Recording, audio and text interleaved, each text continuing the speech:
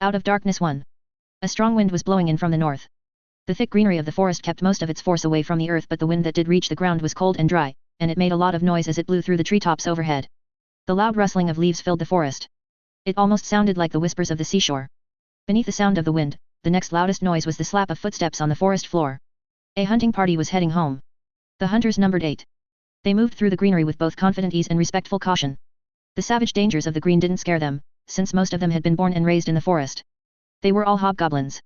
Their green skin, sharp features, and long pointy ears made this obvious even if they were wearing a mix of savage-looking fur and scavenged human garments. 2 of the hunters were carrying a deer between them. A human observer would have been startled by the sight and probably terrified as well. Hobgoblins simply didn't form up into groups this large. They were notoriously violent and antisocial. It had been hundreds of years since any human had encountered anything like this hunting party. A single lone hobgoblin was dangerous enough, and it would take a fearsome and powerful leader to bind so many of them together. Even the forest seemed unsure of what to make of them. The calls of animals seemed unusually subdued and wary. There was an expectant feel to the air. As the hobgoblin stalked forward, the leader glanced over his shoulder at his followers. His eyes quickly glanced over each individual as if he was judging them. Unexpectedly, he suddenly came to halt as he saw something that disturbed him. "Wait, where did Bones go?" Black Nail asked his minions. In response, all the other hobgoblins threw each other surprised and befuddled looks for a few moments before one of them eventually spoke up. "Oh, there was a cliff back there. I pushed him off it," Twig explained helpfully. "He was standing at the back of the pack." "Again? Stop doing that. It's annoying and we're supposed to working together," Black Nail hissed angrily as he glared at the other hobgoblin. "I had to get him back. He did it to me earlier today," Twig whined. He was looking down at the ground as if he knew he had done something wrong. "Just stop. If you hurt a trippy mate during a mission again, I will throw you off a cliff, head first onto jagged rocks while you are tied up. You will not survive." "Right. Sorry, boss," Twig muttered sullenly. "Do you want to go back for him?" another hobgoblin asked. "No, he can catch up. I'm sure he is fine," Black Nail replied as he started walking again. Twig and Bones were constantly fighting and playing tricks on each other. As unlikely as it seemed, neither of them had been seriously harmed yet. Even the incident with the pot full of poisonous snakes had failed to do any lasting harm. However, it had been made very clear to both the hobgoblins that if one of them actually did manage to kill or maim the other, then he would be severely punished. Black Nail didn't want to condone violence between hobgoblins. He was the only one allowed to kill anyone. Everyone else had to ask permission first. By the time the party reached the camp, Bones had caught up with them. He seemed no worse for wear except for some dirt on his clothes and some twigs stuck in his hair. Altogether, the hunting party exited the forest with their prize. The goblins that were guarding the break in the wall quickly got out of their way. Beyond the wall was the goblin encampment. There were now 6 completed longhouses and various other smaller huts and tents. A plethora of tanned animal hides served as roofs, doors, and decorations. Now that there were several trained hobgoblin hunters in the camp, lots of larger animals were being brought in. The expedition that Black Nail had just led had mostly been to help train several of the new hobgoblins that had only recently transformed. The extra food was nice, but it was just a bonus. Black Nail had plans that required hobgoblin minions that could hold their own in a fight, so he could murder people. Black Nail looked over the hobgoblins behind him. Most of them looked vicious and savage in their scavenged clothes. As they scanned the forest and each other, their eyes were focused in a way that humans weren't. Their gazes glimmered with hunger and focused cunning. They seemed to be living in the moment in a way most humans couldn't. There was no doubt that hobgoblins were dangerous, but they also had serious weaknesses. Their main problem was their size. Hobgoblins were usually shorter and thinner than humans. This meant they were at a disadvantage in a head-to-head fight. Then there was their age. All the hobgoblins under Black Nail's command couldn't hope to match the experience and skill of human fighters. They had only begun to learn how to use a sword. Black Nail's hobgoblins would be destroyed in anything like a fair fight. However, this fact didn't stop a vicious grin from appearing on Black Nail's lips. Hobgoblins didn't fight fair, and for every weakness they had, they possessed 2 strengths. Hunting and stalking came naturally to them. They were also fast, agile, and completely without mercy. That was why Black Nail was focusing on teaching them how to fight in the forest and use bows. Proper use of instinct and cunning would allow his hobgoblins to defeat any clumsy humans they encountered, and they were learning fast. Black Nail would soon have his 24 skirmishers. If only dozens of other problems weren't constantly popping up to distract him. As they reached the drying racks, one of the new hobgoblins turned towards Black Nail and asked a question. "Do humans really taste that bad?" "Yes, they do," Black Nail answered as he motioned for the hobgoblins carrying the deer to put it down by the racks. "So you can't eat them, even if they are enemies, unless it's an emergency?" This was a question he got quite frequently from the new hobgoblins. But what exactly do they taste like?" the hobgoblin inquired. "Humans sort of taste like squirrel meat that has been out in the sun for a few days," Black Nail told him. The young hobgoblin made a disgusted face and Black Nail nodded in agreement. Humans did taste pretty bad, but Black Nail wanted to make sure none of the new hobgoblins did any experimenting on their own. That might ruin his plans. "Hey, boss," Rolly announced as he stepped out of the cave that served as the camp's larder. "I will take that deer and make sure it gets chopped up properly." "All right," Black Nail replied. Rolly had somehow ended up in charge of the larder and the drying rack. Black Nail wasn't entirely sure how that had happened, but he was too busy to question it. The chubby hobgoblin seemed to be doing an alright job anyway. He had put on a few more pounds, but the amount of food being stolen had actually gone down. There were a lot of things that needed Black Nail's attention, so he turned and started to walk away, but Rolly stopped him. "Ah, boss, I need to talk to you about something," the pot-bellied hobgoblin said. "What?" Black Nail asked sourly. This already sounded like it was going to be more work for him. He hated working. "We're getting short on food. The goblins are bringing in less and more of them keep showing up. We need more food. Just round up some goblins and send them out to forage," Black Nail replied as he gestured vaguely in the direction of the trees. "I'm doing that. It's not enough. We have too many goblins and the forest around the camp is being stripped clean," Rolly explained. Black Nail sighed. He hadn't planned on gathering so many goblins. They had begun showing up on their own after the wall had been completed. He didn't want so many of the pesky runts, but if he chased them away they would just come back. Maybe he could round a whole bunch of them up and slaughter them? No, that would ruin morale. "Fine, leave it to me. I'll solve it somehow," Black Nail muttered as he turned to leave again. Sometimes being the leader was a pain. It was his minions' fault. They weren't smart enough to solve their own problems, so Black Nail had to do it for them. He really needed to find some smarter minions. After grabbing something to eat, Black Nail still hadn't found an answer to the food shortage, so he decided to ask a human for advice. They usually had a solution to most problems, if only because they caused so many. Since Kidda was the only human nearby, he went to find her. The young redhead was over at the field that was used as a training ground. Several hobgoblins were watching as Kidda showed them a sword technique. Kidda wasn't a great swordsman, but she had solid basics, and that was more than the hobgoblins knew. There was also no one else more skilled available. "Have any of them tried to kill you yet?" Black Nail asked as he walked up to Kidda. It was only a matter of time until someone got fed up with her. "No, but I've been keeping my eyes open," Kidda replied cheerfully. "A few of them have been glancing at me out of the corner of their eye when they think I'm not paying attention. You should probably beat one up as an example." "I've been considering it. These hobgoblin aren't so different from the street scum that used to run in my old gang. Once they know who the boss is, they will behave." "That's me, I'm the boss," Black Nail reminded her sternly. "No one must ever be allowed to forget that." "But I'm one of your most trusted lieutenants," Kidda told him. "No, you're not," Black Nail replied as he stuck out his tongue at her. However, Kidda had already turned away and gave no sign of having heard him. She was watching her students with her chest puffed up proudly. Black Nail sighed and decided to get to the point. It was annoying just being around Kidda. "I have a question. What did you used to do when you ran out of food?" he asked her after making sure she was paying attention. "Steal something and then sell it," Kidda automatically replied. That wasn't a terrible idea in general, but it didn't really help him right now. There weren't many people he could steal from. Even shelter was low on food, and there was no one to sell to either. "That's a dumb idea. You humans have thousands of people in your cities, how do you feed them all?" "Farming, I guess." "That's the thing where you dig in the ground a lot?" Black Nail asked skeptically. He liked mud as much as the next hobgoblin, but he didn't see how all that digging would be useful. "Pretty much. You plant seeds and harvest the plants later," Kidda explained. "Ah, I see. Goblins could do that, but it would take a while and it is probably more complicated than it sounds," Black Nail mused. "Everything humans did was unnecessarily complicated. Probably, I don't know anything. Mucking about in the dirt is for country bumpkins like the villagers at shelter. That's it. They have fields outside shelter. I'll convince them to take in some more goblins and use them for farming. Goblins can dig and plant things. They still won't produce food anytime soon," Kidda remarked doubtfully. "Yes, but while they are there I won't have to feed them," Black Nail replied smugly. "Well, if you're going back there I want to go with you. I'm done here and I've got some things to do at the village." "Whatever," Black Nail replied. "I need to grab some gear." "Give me a minute," Kidda said. She then dismissed the hobgoblins that she had been teaching and started walking toward the cave she shared with Black Nail. Most of her hobgoblin students immediately began leaving, but one of them stayed behind. It was Hera, and as Kidda turned her back she threw Black Nail a meaningful look and gestured toward one of the other hobgoblins that was leaving. It was one of the latest batch, who Black Nail had named Lumpy. He was a very average-looking hobgoblin, except for the bump on his nose that gave him his name. After studying Lumpy for a moment, Black Nail turned back to Hera and gave her an affirmative nod. He then headed over to his cave via a circuitous route that led him around the other side of a lodge and away from everyone else. Once out of sight, Black Nail stopped walking and began to jog. He dropped his head down and surveyed his surroundings as he stalked forward at a quicker pace. There were a few goblins by the side of the lodge, but they ignored him. Soon Black Nail had circled around and gotten ahead of Kidda. From the shadows at the base of a rocky outcropping he studied the nearby hills and buildings. There was practically no one around this part of the camp. Everyone tended to avoid it since it was so close to Black Nail's cave and he was sometimes cranky in the mornings, so when Black Nail detected movement atop one of the hills he zeroed in on it. It was Lumpy. The hobgoblin was peering over the edge of the hill as if he was waiting for someone, and there was a large rock in his hands. Black Nail found that to be highly suspicious. In a few short moments Kidda would be directly beside the hill. She was very predictable and almost always followed the same paths when she moved to different parts of the base.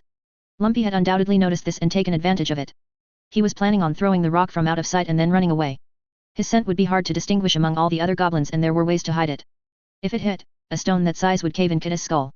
Ever so slowly, Lumpy raised the rock he was holding up above his head. He was preparing to strike. Black Nail dashed forward. He zoomed across the open ground and a series of quick leaps carried him up the hill. The noise drew Lumpy's attention. He began to turn. Before he realized what was happening, Black Nail had grabbed the back of his shirt and stabbed him. His knife slid up under the other hobgoblin's ribs and into his soft internal organs. "You're too stupid and ugly to live," Black Nail told the dying hobgoblin. Lumpy's plan had not only been treacherous but also ill-conceived. There was no way Black Nail wouldn't have been able to trace it back to him. There was no room in the tribe for a stupid hobgoblin with poor self-control. Also, Black Nail had never liked the hobgoblin's face. He was better off dead. Lumpy gasped but Black Nail just sneered and threw him off of the hill.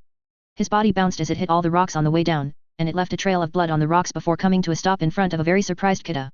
"What? What in all the hells did he do?" Kita asked when she looked up and saw Black Nail perched above her. "He was going to kill you, you idiot," Black Nail hissed. Killing always made him angry and excited. "Oh," Kita exclaimed in surprise. She looked stunned for a moment. "Well, you didn't need to kill him. I could have handled it myself," she added defensively a second later. It seemed like she had recovered her wits, even if they weren't very good wits. "Just go get your stuff," Black Nail told her dismissively. "I'm leaving without you if you take too long." After a moment of hesitation, Kita did as she had been asked. The young redhead pulled her gaze away from the dead hobgoblin and began jogging over to the cave. Black Nail watched her go until he heard a soft whish of movement from behind himself. Unsurprised, he turned to see Hera standing there. "See, I told you earlier that stupid Lumpy was going to try and hurt the human," she announced as she leaned in close to Black Nail. The female hobgoblin was grinning in her usual overexcited way, and Black Nail had to fight the urge to take a step back from her. "You did," Black Nail replied neutrally. He had been very suspicious when she had first approached him. Hera was hard to read and even harder to predict. Black Nail had no idea what was going on behind her creepy smile. If anyone was going to try and kill someone he had thought it would be her. "I'm surprised you're so concerned about Kita," he told Hera as he studied her face. He had noticed the female hobgoblin staring at Kita with a sour expression on her face more than once. It was little wonder that she had noticed that Lumpy was going to try something. "If she dies, who else would I learn all about you from? We talk a lot. Also, she is one of my glorious boss possessions. Of course I would protect her," Hera explained as she continued to grin. "She's not really mine," Black Nail muttered in reply. "She just kind of hangs around, like a swarm of mosquitoes. But I did good, yes." "You did. No one is allowed to kill anyone else without my permission," Black Nail replied as he met her eyes and stared into them. After a few more minutes of awkward conversation, Black Nail dismissed Hera. He still had no idea what he was going to do with her, but she didn't seem like an immediate threat. He was tempted to give in to her advances. It had been a while and she wasn't bad looking, but he couldn't shake the feeling that she was dangerous. Letting another hobgoblin get so close might end badly for him. Her teeth were rather sharp. Also, Black Nail was fairly certain that she had goaded Lumpy into making the attempt on Kita's life, and that she had set him up to fail. She was definitely dangerous. Out of darkness too. Black Nail was walking through the forest. He had left the goblin settlement behind him and was headed to shelter. There were things he had to talk to the humans about and he wanted to get some distance from the other hobgoblins. He had mostly gotten used to having them around but they still made him a little uneasy. It was nice to get away and relax sometimes. When he had first come up with the idea to create a small group of hobgoblin minions to help keep his human ones in line, he'd failed to realize how complicated dealing with them would be. He had just planned on killing a few as an example. Hera alone caused him quite a bit of anxiety. As he followed the thin dirt trail, Black Nail ducked under a leafy branch and jumped over a muddy puddle. He was almost to the village now. Suddenly, the hobgoblin noticed something out of the corner of his eye. There was a track in the mud, and it belonged to a wolf. Suspiciously, Black Nail leaned over and brushed aside a few nearby plant leaves as he scanned the ground for any more signs. However, after sniffing the ground and only detecting one unique scent, he decided that there was only one wolf nearby. It was probably a survivor from the pack of the mutant he had slain in glorious battle. The track was fresh but a single wolf wasn't much of a threat. Black Nail had easily defeated the alpha after all, so he continued on his way. He wanted to reach shelter before too long. A few more minutes passed. Black Nail was just about to reach the edge of the forest when he heard a noise from off in the distance. The hobgoblin looked around but didn't see anything. Had another hobgoblin followed him? If they had, then they were going to get smacked aside the head. Black Nail still didn't see anyone, so he listened carefully. It sounded like someone was talking off in the forest, so he stepped off the path and headed over to find the source. If there was something going on, he wanted to know about it. Hunters sometimes left shelter, but the hobgoblin never had a problem detecting and avoiding them. Carefully, Black Nail peeked out from behind a tree. He quickly spotted the source of the noise. It was one of the human children from the village, the unimportant young male with brown hair. Eris was his name. He was leaning against a tall tree with rough bark and there was a frustrated scowl on his face. Black Nail's first instinct was to sneak up, knock him over the head, and see if he had any items worth claiming, but that was beneath him now. He was a great leader. If he wanted something he just ordered his minions to hand it over. His second instinct was to leave the human alone, but there was a wolf around. Bringing the stupid human back with him seemed like a good way to earn some goodwill. The hobgoblin pulled his hood up and wrapped his scarf around his face. His frighteningly handsome face and green skin were now completely concealed. She didn't have to turn me down so quickly, Eris muttered to himself before kicking a rock into a clump of bushes. Stupid girls. Why am I always the one left out? Black Nail took the opportunity to step out from behind the tree and call out to the human. You shouldn't be out here by yourself. Something might decide you look tasty. The hobgoblin's voice startled the young man. He jumped and spun around to see who had spoken. His eyes went wide with fear when he spotted Black Nail, but then he calmed down as he realized who the hooded figure had to be. Ah, how much of that did you hear? Eris asked Black Nail tentatively. His cheeks had turned more than a little red from embarrassment. Less than all of it but more than nothing, Black Nail remarked as he stepped closer and scratched the side of his head through his hood. What kind of dumb human question was that? Anyway, you're not the boss of me, so you can't tell me what to do, Eris replied surly. I'm the boss everyone I say I am, and I can tell you what to do because you're dumber than me. If you had any smarts at all then you wouldn't be out here alone. It's dangerous for a useless person like you. It's not that dangerous and I'm not useless. Saying that just proves how useless you are. The green is always dangerous. That was the first thing my master taught me, that and how to braid twine. I spent a lot of time making rope. This part of the forest is as safe as it gets. That's all I meant. You're the newcomer here.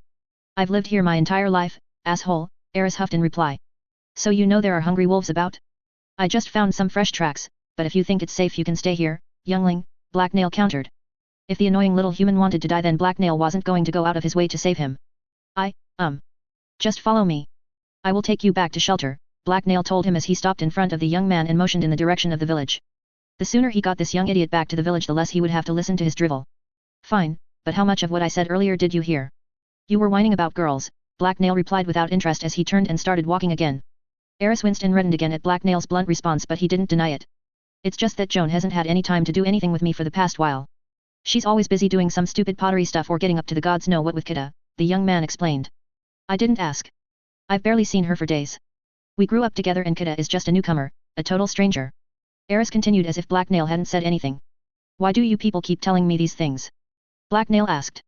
He seriously wanted to know. He had no interest in the minutiae of human existence but they kept telling him about it. I guess you just seem like a good listener. You're very laid back and quiet. You also seem to always know what you are doing. Black Nail sighed to himself in resignation before responding. If Eris was going to keep asking these questions then he might as well give his honest opinion. Do you have a real question? I was just wondering if you have any advice on girls. After thinking about the question for a few moments Black Nail voiced his thoughts on the matter. They are trouble. You need to watch them carefully so that they can't stab you in the back. Yay, I think I see what you mean. Joan really shouldn't be ditching me like this, Eris replied with obvious frustration. The pair then walked in silence for a few brief moments.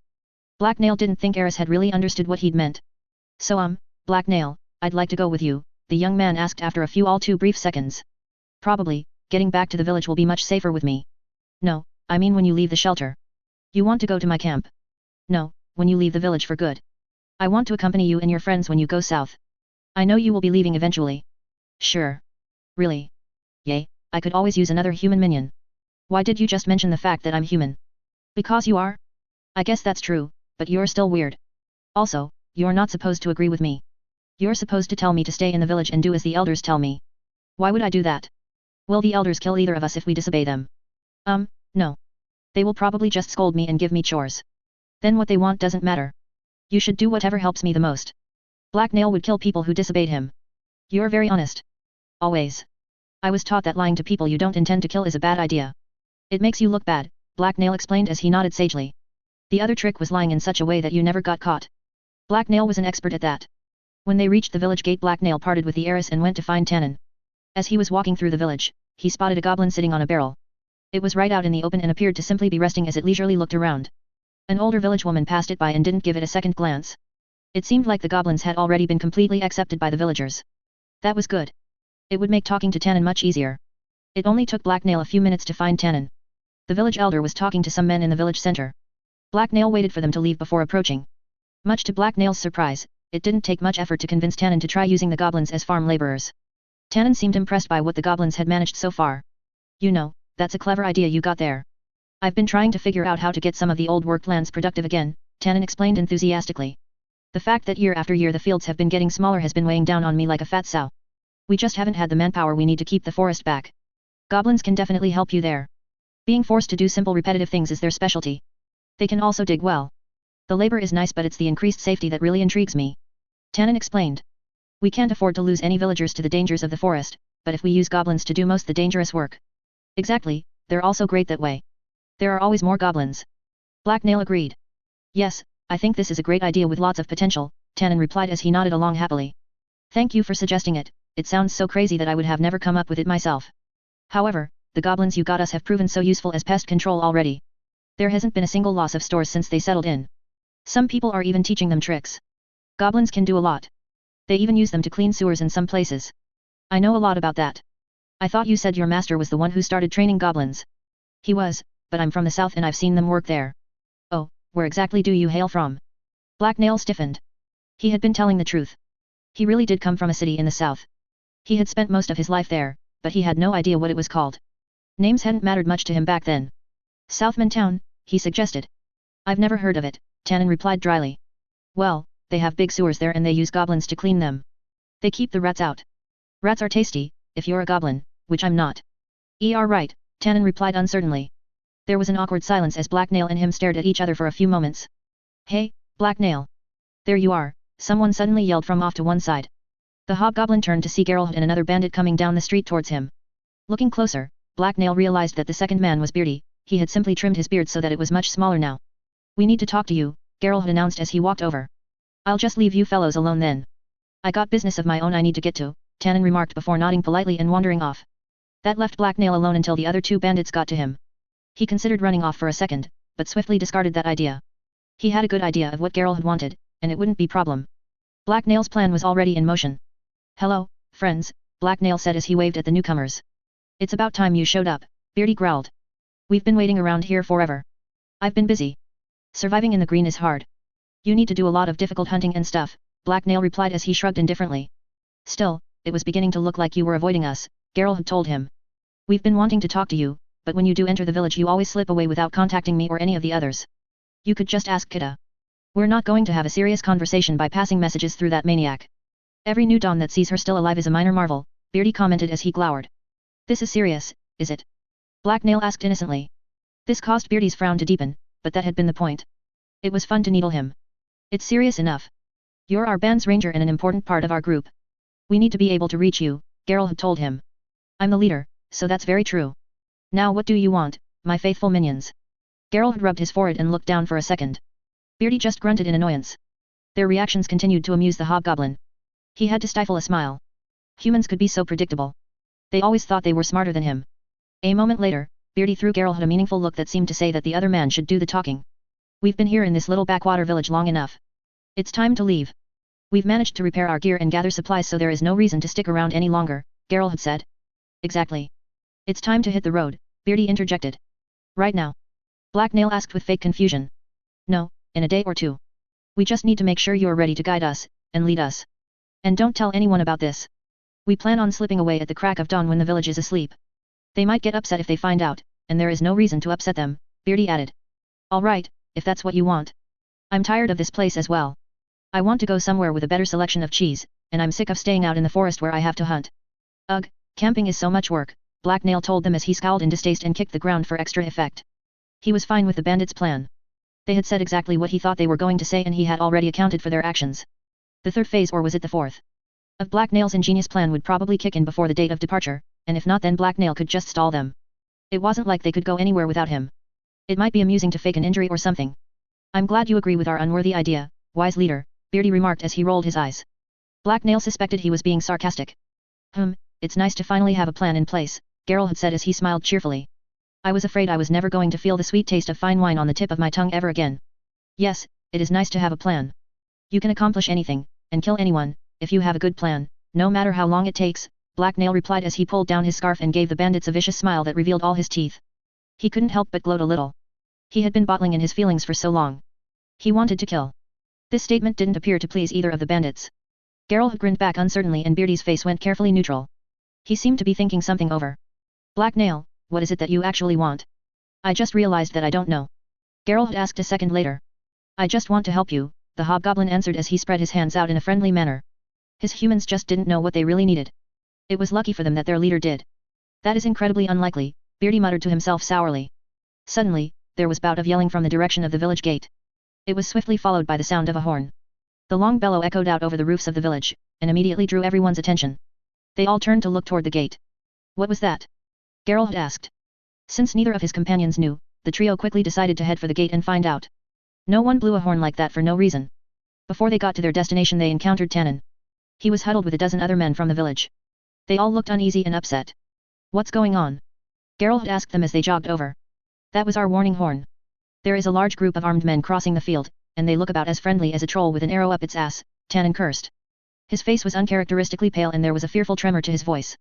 Oh, hey. The enemy was early. Black Nail stepped behind Beardy and did a little happy dance. Elias must have done a good job.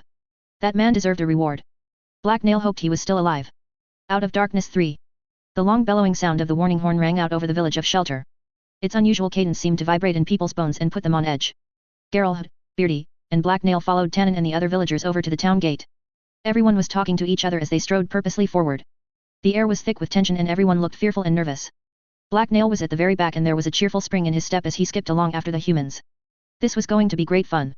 I've already called up the town militia, Tannen was explaining to Geralt. I'd like you to arm your own men and join us. The stronger and steadier we look the less likely this situation is to fall to bloodshed. What? We can't trust them, another villager protested. He was a middle-aged man with a balding head. They're probably the reason these outsiders are here. It can't be a coincidence that we get one group of intruders right after the other. Could they be after you? When you first came here, you did mention that you were looking to escape from some enemies that you had made, Tannen asked as he turned to face Geralt. It's highly bloody unlikely, Geralt quickly responded in an offended tone. We had rivals we were avoiding but the timing for this makes no sense. They have no reason to search the green for a full month in the slim hope of catching us. They would gain absolutely nothing from that, and our trail is beyond cold and dead. How could they possibly know where we are? As he frowned thoughtfully, Tannen considered this answer. After a moment, he nodded and turned back to the man who had spoken. I have to agree with Geralt. They've been here too long for this to be someone looking for their tracks. That means that this isn't directly related to them, so we need to trust our guests for now. We're all in this mess together. We'll know who the newcomers are soon enough, I guess. I have a feeling we're not going to like it, though, the balding man replied as he stared off toward the gate. I fear you're right, Tannen agreed. He sounded apprehensive. While they were talking, Geralt sent Beardy off to gather up the remaining members of their band. Nothing more of much importance was said until they reached the gates. When they got there, Tannen climbed up the ladder that led to the watch platform, as the others peered through the gaps in the log walls. Black Nail jumped up and pulled his head over the wall so he could see. His display of agility got him a few looks but everyone had more important things to worry about than him. Damnation, there are a lot of the bastards, Tannen cursed as he studied the approaching group. Black Nail agreed with him. Across the field, the hobgoblin could see a large mob of humans. They definitely looked like bandits to Black Nail, and he was an expert. They were wearing dirty, rough clothing and they were armed to the teeth. Black Nail could see a plethora of weapons such as swords and axes. However, most telling of all, they were walking with an arrogant swagger that promised violence at the drop of a hat. Black Nail knew it well. Yay, these ruffians look like trouble, Geralt had commented to no one in particular. Black Nail began counting, but then got frustrated and stopped. They kept moving around, but he figured there were just over 100 intruders. That was more than Black Nail had been planning on dealing with. Stupid Elias couldn't do anything right. This was a bit of a problem. He would have to make sure the village didn't get damaged too much. It was full of resources he wanted under his control. Still, the enemy were just humans. They had no idea what was waiting for them out here in the green. This was Black Nail's territory. As the people at the gate were talking among themselves and trying to come up with a plan, more villagers began to arrive. Those that weren't already armed were quickly handed weapons such as axes or improvised spears. Soon, there were dozens of them, and they were joined by Beardy and the other bandits. Even Kidda was there. All of them were armed and Beardy led them right over to Geralt. Their swords, leather armor, and confident posture made them easily distinguishable from the villagers. Hey, it's been a while since we were all together like this, Beardy commented as he looked Black Nail's way. Let's hope it's not the last, another bandit replied. Don't be such a downer, Kidda said as she punched the man in the shoulder. After all we've been through this will be easy, like picking the pocket of a drunken housewife. Stealing is bad. Don't be a thief. Black Nail interjected as he threw Kidda a disgusted scowl. Is Black Nail aware of what bandits do? We were all bandits, Beardy asked Geralt as he leaned his way. Now is not the time, Geralt answered. Let's focus on the situation at hand, please. We need to figure out what we should be doing. I thought that would be obvious. I have no problem with helping these folk negotiate from a position of strength, but the second things get dicey we should leave. I'm not dying to defend this hole in the mud. And where would we go, exactly? The last time I checked, we were still out here in the middle of nowhere. Black Nail's with us now. We can leave at any time, Beardy replied matter-of-factly. Shelter has been good to us. I don't want to leave these people to die, an uncertain-sounding bandit added. This immediately caused all the bandits to start arguing among themselves. Kata was uncharacteristically silent. She seemed unsure of herself and torn. Black Nail just snorted and looked away. It didn't matter what any of the humans said. Everything was going as he had planned. He hadn't left them any choice but to do what he wanted. Quiet, all of you. This isn't useful, Geralt eventually told them all. We obviously don't know enough right now. We will see what these people want before we make any plans. There was some grumbling in response, but no one spoke up against Geralt directly, so he nodded to himself and then walked over to talk to Tannen. Black Nail followed him. They joined the village chief just in time. Most of the new arrivals came to a stop before they got too close to the gate of the village, but one man detached himself from the crowd and approached alone. Black Nail peered through a gap in the wall to get a good look at him. Hail, the settlement. I've come to parley, the man yelled. He was a tall man with black hair and a grizzled appearance that screamed bandit. We hear you. Who are you, stranger? Tannen yelled back. Greetings, Goodman. My name is Orvit. I'm the leader of the scavenger crew you see before you. Scavengers? I know thieves and marauders when I see them. What does someone like you want out here? You're a long way from anything worth scavenging. I'll be blunt. We've come for the gold. Tell us where it is and then no one will get hurt. We don't have any bloody gold here, stranger.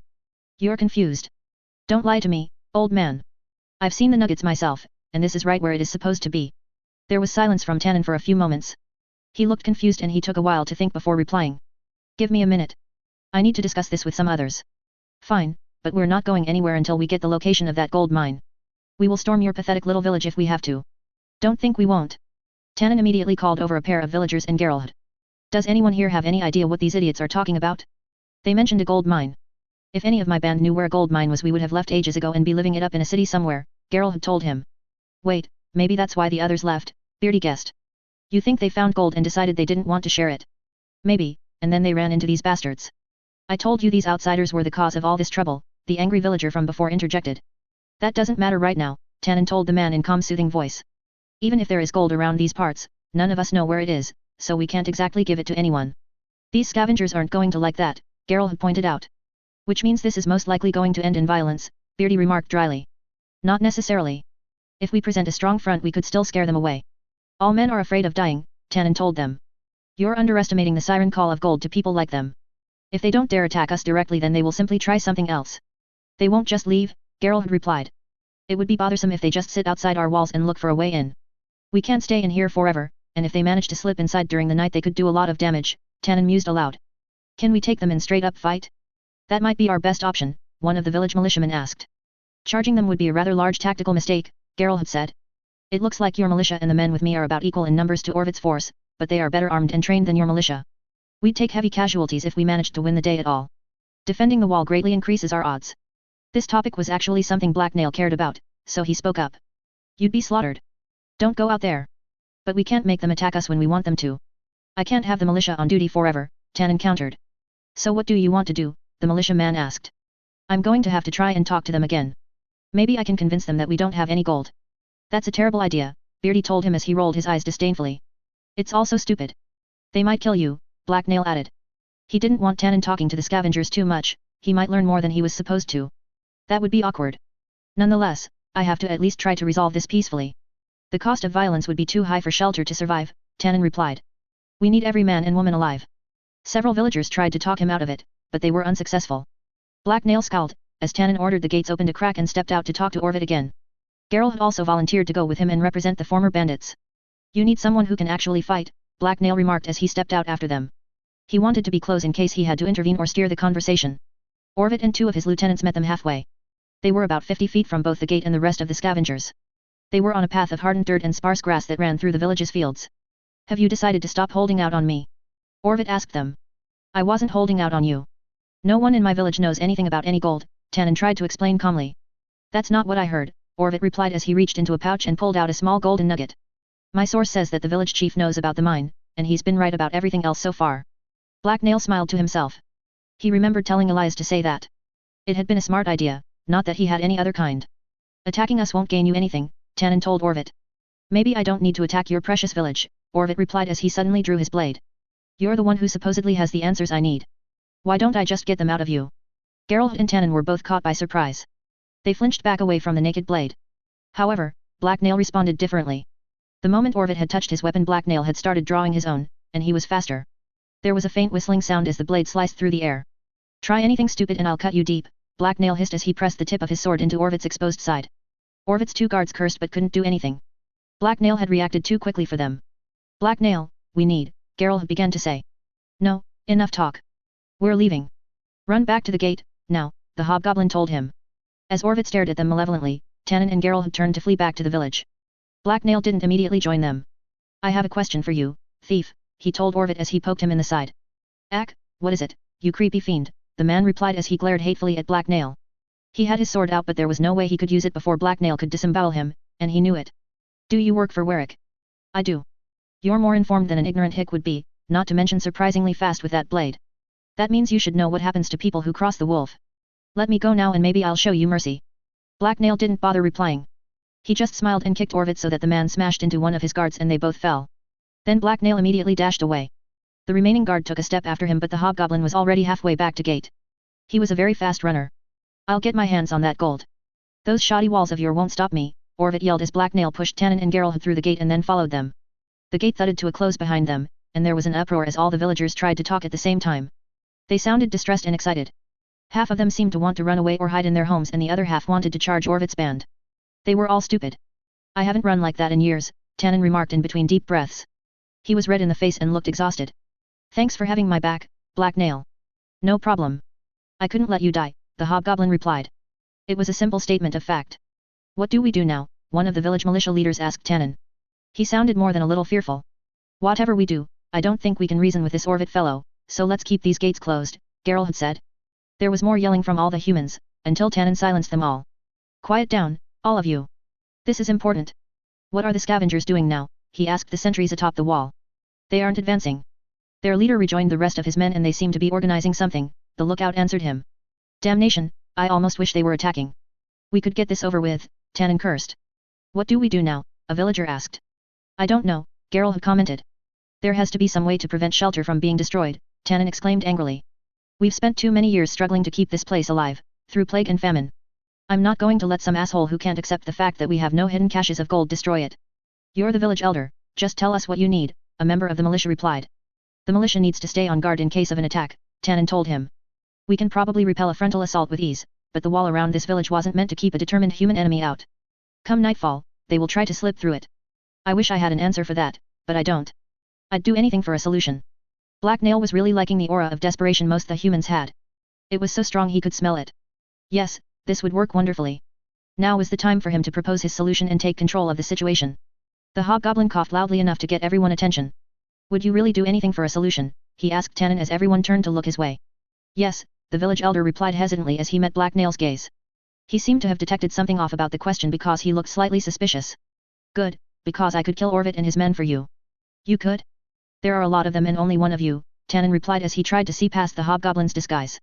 I'm quite sneaky and I have some minions I could ask for help. Don't worry about that. Black Nail, we really should discuss this, Geralt interjected nervously before Black Nail quieted him with a glare. He stuttered for a second and then shut up.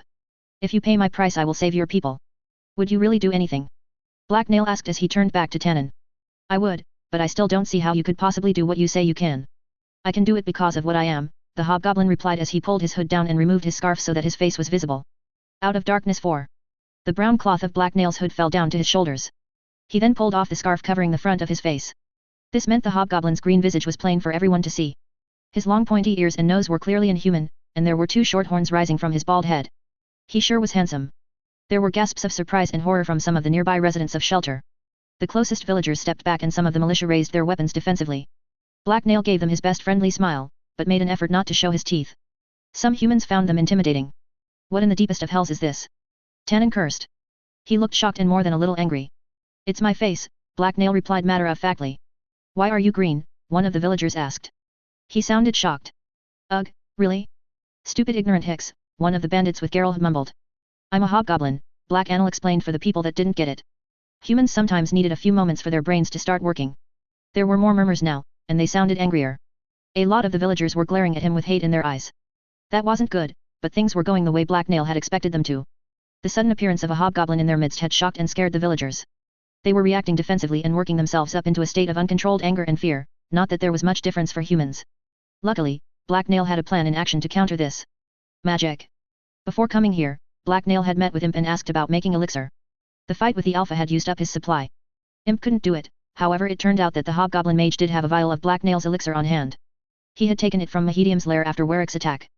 Black Nail had ingested a quarter of the vial on the spot. Thus, the hobgoblin squinted and focused his attention on Tannen and the villagers. He tried to recreate the feeling from his fight with the wolves. It was sort of a weird floaty feeling, like he was thinking about loosening some string, except mint-flavored. Since the arrival of the scavengers, Black Nail had been using his newfound vessel ability to tweak the emotions of the people around him. He could only affect their fear, but that was still very useful. Fear seemed to affect everything humans did. When the raiders had arrived, Black Nail had played up the people's fears to make them more desperate and open to suggestion. Now he was doing the opposite, stifling their fears so they would be more accepting. The slight headache meant it was working, that or he wasn't getting enough air. Maybe he should focus more on breathing. Did you know about this? Tannen asked Geralt in a sharp accusatory tone. I can't see how you couldn't have. I knew about it. Black Nail is my friend, Kida interjected. The redhead had been standing behind Geralt, but now she stepped up beside Black Nail and put a hand on his shoulder. The hobgoblin had to suppress the urge to bite her fingers. Now was not the time for that, so instead he just kept smiling. Yes, we all knew, Geralt replied reluctantly. Meanwhile, Beardy took a step away from him and tried to look innocent and unrelated. He didn't really blend in with the villagers, though. How can this be possible? Why would you travel with a hobgoblin? Tannen asked. He was clearly upset. Black Nail tried to focus his magic on the village elder's mind for a moment. He wasn't sure if it was working. He was very new at this and it was very weird. He couldn't really sense people's thought or anything, but if he really concentrated, it felt he could feel their minds, or something. They were like piles of squirming worms. What Black Nail had to do was use his power to sort of calm the worms down or make them more agitated. It was actually much easier just to flare the elixir and send out a wave of fear that hit everyone, like he had with the wolf. All this thinking about worms and brains was making him hungry. That's a rather complicated tale, Geralt had explained to Tannen. When he was just a little goblin he was picked up and raised by one of our companions, Cedar. Since then he has never really done anything wrong and he has been rather helpful actually. We grew used to having him around. See, I'm helpful and I've never done anything wrong. Nothing, ever, Black Nail crowed proudly. Yay. Kida agreed. Just like me. Everyone ignored her. Well, he has always obeyed orders, anyway, Beardy clarified. They would have died so many times without my help, just like you right now, Black Nail pointed out. You shouldn't have let this creature inside our village without permission. He could have hurt someone, Tannen yelled at Geralt. They needed me to get home and I was their companion. They knew they could trust me, but they knew nothing about you, Black Nail countered. That's actually a good point. You're rather smart, aren't you? Tannen admitted as he studied Black Nail again. He seemed to be rethinking some things and getting his thoughts in order now. The worms that made up his brain were flopping around less. We've talked over a dozen times. You know how smart I am, Black Nail pointed out. He was the smartest person here, or maybe anywhere. He was also magic. Right, that's also a good point, Tannen replied before falling silent. He seemed momentarily at a loss for words. This is why I hid my face. I get asked so many dumb questions by angry people who know nothing, Black Nail hissed. There were also a lot of other reasons. It certainly made sneaking up on people easier. Why are you talking to the beast? We need to drive it out of town now, a member of the militia suddenly yelled. He was a pudgy man with a balding head. Shut your pie hole, Aster, Tannen told the speaker as he spun to face him. We can't afford to lose our heads now. Yes, if you try and chase me away then I won't be able to help you, Black Nail told them as he tried to magic their brains. You expect us to accept help from the likes of you? You're a monster. Why would we ever do that, the man yelled in defiance of Tannen. His brainworms were practically dancing about. Because you need me, Black Nail replied in as soothing a voice as he could muster. It wasn't very soothing. I have never done anything but help you, and without my aid you and all your families will die, all of them. These invaders will slit their throats and burn you from your homes. I alone can save everything you hold dear. There was silence from all the nearby villagers now. They seemed unsure. Just what sort of price are you demanding? Tannen asked. He sounded apprehensive, like he wasn't sure he wanted to learn the answer. Several nearby villagers began whispering among themselves and guessing. Black Nail heard people mention babies, human blood, and women. The hobgoblin had no idea what he'd do with two of those three, and eating the other would get him in trouble.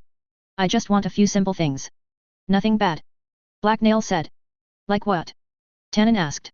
First, I want to be your friend, to come and go from the village, as before. I want to trade with you so I can get supplies. This would help us both. That sounds fine, Tannen answered reluctantly. This led to angry muttering from some of the villagers, so he added, we can keep an eye on you easily enough. Second, I want the stuff in your heads, your secret knowledge. Our secret knowledge. Yes, the way you make things. I want that. You will teach me the secret of making cheese. There was silence of a different kind from the villagers. Is that everything? Tannen asked after a moment. Yes. All right. You have a deal. Hey, Black Nail muttered to himself. He was beginning to think he should have asked for more. Well, whatever. He could always trade them some yellow rocks for whatever he wanted later. So how do you plan on dealing with our uninvited guests? Tannen asked. I'll kill them, Black Nail responded. There are a lot of them. I know that. It won't matter. I have minions and magic. Come morning you will see how helpful I can be. I don't think we have much of a choice. If you do actually manage to save shelter from the raiders, then on my word as the village elder we will welcome you back regardless of your skin color. And teeth, those things are horrifying, one of the militiamen muttered under his breath. He and most the militia were still staring at Black Nail suspiciously, but they no longer seemed like they were considering preemptive violence. Hey, Black Nail. Step over this way for a moment, Geralt quietly asked as he motioned for the hobgoblin to come closer. Black Nail did as he was asked and walked over to Geralt's side. Several of the nearby former bandits leaned in closer as well so they could hear. I'm glad that you've managed to tell Tannen the truth, but are you sure this is the best idea? Geralt asked Black Nail quietly so that the villagers couldn't overhear. The minions you were talking about are Gob and the goblins, right? I don't think any of the old band are going to want to do anything too dangerous right now. That's all right. As your leader, I want you all right here where you can help protect the village, in case the raiders attack before night. I have enough hobgoblin minions for the rest, Black Nail replied. Wait, you have more hobgoblins now? How? And how many are we talking about? Beardy asked in shock. PFF, too many. It's annoying. I don't know what I'm going to do with them all. There are more every day, Black Nail told him. That's certainly an interesting bit of information, Geralt had remarked. Red Dog was right about everything, Beardy cursed. We've doomed ourselves. Stop being such a crybaby, Kid had told him. How can a grown man be so pathetic? Are you going to go cry alone in a corner somewhere now? The new hobgoblins aren't so bad. Scamp and Imp are two of them. Of course, you must have known about this all along. You've been spending half your time out in the forest with Black Nail. Seriously, what is wrong with your mind? Did you get dropped on your head as a child? Why did you keep this from us? Beardy shot back. You never asked. Goblins turn into hobgoblins, that's what they do, Kida replied with an indifferent shrug of her shoulders. This remark made Beardy's eyes bug out and his face grow red. He raised a clenched fist and started to open his mouth, but Black Nail smiled and placed a hand on his shoulder. We should all just get along. Getting mad can be very bad for a human's health. I've seen it many times, Black Nail told Beardy helpfully. Most the humans Black Nail had seen die had been rather upset before the end. Beardy didn't seem to know how to respond to this. He looked flustered and grunted sourly before shaking his head. See? That's better. Black Nail told him cheerfully. There wasn't much more to say, so after answering a few more questions, Black Nail began his preparations to leave. A pair of militiamen escorted the hobgoblin to the far side of the village, where Black Nail found a gap in the wall he could squeeze through. Kida had wanted to come too, but Black Nail had quickly ditched her. Once outside, he made a dash for the forest. It didn't seem likely that the scavengers had set up a ring of sentries yet, but it was better safe than sorry. No enemies appeared at the edge of the forest to stop him, so Black Nail slipped into the trees without a problem. He immediately headed for the goblin settlement at a quick run. If he wanted to be ready before it got dark, he needed to get things organized fast, and the upcoming fight was making him more than a little excited. This would be a hunt unlike any other. He was out of breath by the time the walls of the goblin camp came into sight through the thick greenery of the forest, but he had made very good time. Black Nail slowed down to a walk as he stepped through the gate. He needed to recover so that he could do some screaming. That was the best way to get attention. To me. Gob, hobgoblins, your chief is calling you, Black Nail yelled at the top of his lungs as he stomped into the camp. Goblins scattered before him and fled from the sound, in case he was angry or looking to assign them work. Almost immediately, Gob came running. The senior hobgoblin ran out from behind a hill and practically fell at Black Nail's feet as he kneeled submissively. Black Nail had to jerk back to prevent himself from tripping over the other hobgoblin. Gob could move surprisingly fast at the weirdest times. Great master of the tribe, I am yours to command, Gob exclaimed proudly as he thumped his chest with a closed fist. What is it you desire, warrior king? Stand, war master. Our tribe is going to war. Black Nail told him. The title had slipped off his tongue. Something about Gob's use of them was contagious. Who dares threaten our territory and challenge Black Nail the undefeated? Gob hissed furiously. By this time, a few more hobgoblins had appeared. They were standing back a bit and watching with great interest. At the mention of war they grew visibly more excited. Their eyes began to shine with bloodlust and a few of them licked their lips. Black Nail saw Twig, Bones, and Hera among them. A tribe of humans from afar has come to claim our land. They want the shiny stones that lay beneath the ground here, Black Nail shouted loudly enough for everyone to hear. But they shall not have them. We shall rend the flesh from their bones and tear them limb from limb instead. Yes, I will kill at your command with great joy, Gob hissed as the other hobgoblins made excited noises. They won't take our shinies. Bones yelled. Black Nail cleared his throat and then raised his voice to an even higher volume. It was time to set the mood. These humans are many but they are still prey. We shall hunt them through the dark and descend upon them unaware. We will slit their throats as they sleep and pull the ground out from beneath their feet. I will lead us to victory. There will be loot for us all, too much shiny human things for us to carry. The hobgoblins roared their approval and pumped their fists up into the air excitedly. There were around 24 of them now, but Black Nail still saw some faces missing. The talk of loot had really got them going, which was good. Black Nail needed his minions to be brave, and that wasn't what hobgoblins and goblins were known for. However, it didn't seem like he would have to influence them using magic, yet. Now go my minions. Gather up your weapons, return here to obey War Master Gob, and then together we shall hunt. Black Nail yelled. The cheering hobgoblins immediately roared their approval again and then dispersed to prepare. As the hobgoblins ran off, Black Nail turned back to Gob and began filling him in. There were a lot of tasks that needed to be completed quickly. When the other hobgoblin knew what to do, Black Nail hurried off to find Imp. The hobgoblin shaman had been missing from the gathering and Black Nail needed to speak to him. It was time to find out exactly what the mage was capable of. Predictably, Imp was in his hut. He was working away at some sort of project, and completely focused on a small glass beaker full of cloudy grey liquid. Black Nail noticed a few other oddities lying around that drew his interest as well. Imp, stop what you are doing. The tribe is going to war. I need you to prepare your magics for battle, Black Nail told him. The hobgoblin shaman looked up and blinked a few times in confusion before managing to focus on Black Nail. This is very important. Maybe I should stay here. What is it? Black Nail asked. He normally didn't appreciate disrespect or disobedience but he didn't want to mess around with magic either. I don't know, but it occasionally bubbles, Imp replied as he turned back to stare at the beaker. You're coming with us, Black Nail ordered him coldly. What was it with some hobgoblins and weird obsessions? What do you expect me to do in a fight? Imp asked. Magic. Make things explode, like boom and kablom. I can do that. It's the stopping the boom that is hard. Great. Black Nail replied as he grinned and rubbed his hands together gleefully. It had been too long since he had seen anything explode. Pottery and furnaces didn't count. Also, one more thing. Why do you have two goblins in cages? Black Nail asked as he turned to look at the wooden cages in question. They were made of lashed together branches that had been hardened in fire, and inside of them sat two small goblins who were watching the hobgoblins' conversation with great interest. So I can use their blood. They have the magic in their blood. I cut them and extract it for my potions, Imp explained. Can't they get out of them? Black Nail asked curiously. A goblin could easily escape from a wooden cage given time. Of course, but why would they want to? Imp responded as he blinked in surprise. Never mind, Black Nail told him. He was too busy to think about this right now. He had a battle to win. Hopefully one where lots of things exploded. Out of darkness 5. The branches overhead creaked and swayed back and forth as the wind blew. The leaves rustled restlessly alongside them. It was a cool afternoon and the sun was just beginning to disappear behind the horizon. However, the shadowy canopy overhead blocked sight of the dusk sky and stifled the light it cast. There was an expectant feeling to the earthy smelling air, and for good reason. Dozens of silent hobgoblins waited in the shadows around Black Nail. Soon the hunt would commence. There was a faint rustling noise as Scamp stepped out of the bushes and approached Black Nail. He stalked forward and gave the other hobgoblin a bow, which earned him a nod in return. I circled the human camp, boss. They have no watchers in the trees, and only a few men watching the fields around their tents, Scamp quietly informed his chieftain. Then we move now. Follow me. I will lead the way, Black Nail replied as he grinned in anticipation. Black Nail shivered in delight. It had been too long since he had hunted his favorite prey, humans. Nothing else made him feel quite so fulfilled as taking down a thinking enemy that he had outplayed. The fact that these men worked for Warwick also added to his delight. When this hunt was done he would be one step closer to his vengeance. With a wave of his hand, Black Nail signaled his minions and began creeping forward. Silently, the other hobgoblins followed after him. They barely made a sound as they slipped through the gloomy trees and bushes. Every hobgoblin was completely focused on the task ahead. It didn't take them long to reach the edge of the forest. Like Scamp had said, they encountered no scouts or any human at all until they reached the border. Black Nail crouched behind a bush and peered out into the fields. There were campfires burning there and they cast long shadows as men moved around them. The raiders' camp was made up of several clusters of tents, with a ring of watchfires set up around it to provide the sentries with light and ward off beasts from the forest. The camp was situated between the forest and shelter, and since it had been set up out of bow range from the village, that meant it was only about 100 feet from Black Nail's current position. After a few moments counting the shadows and studying the layout of the encampment, Black Nail turned back to minions and began issuing orders. He knew how to infiltrate this group of humans. Split into 3 groups. Gob, Scamp, and I will lead them. We will each aim for one of the closest fires and take out the scouts there.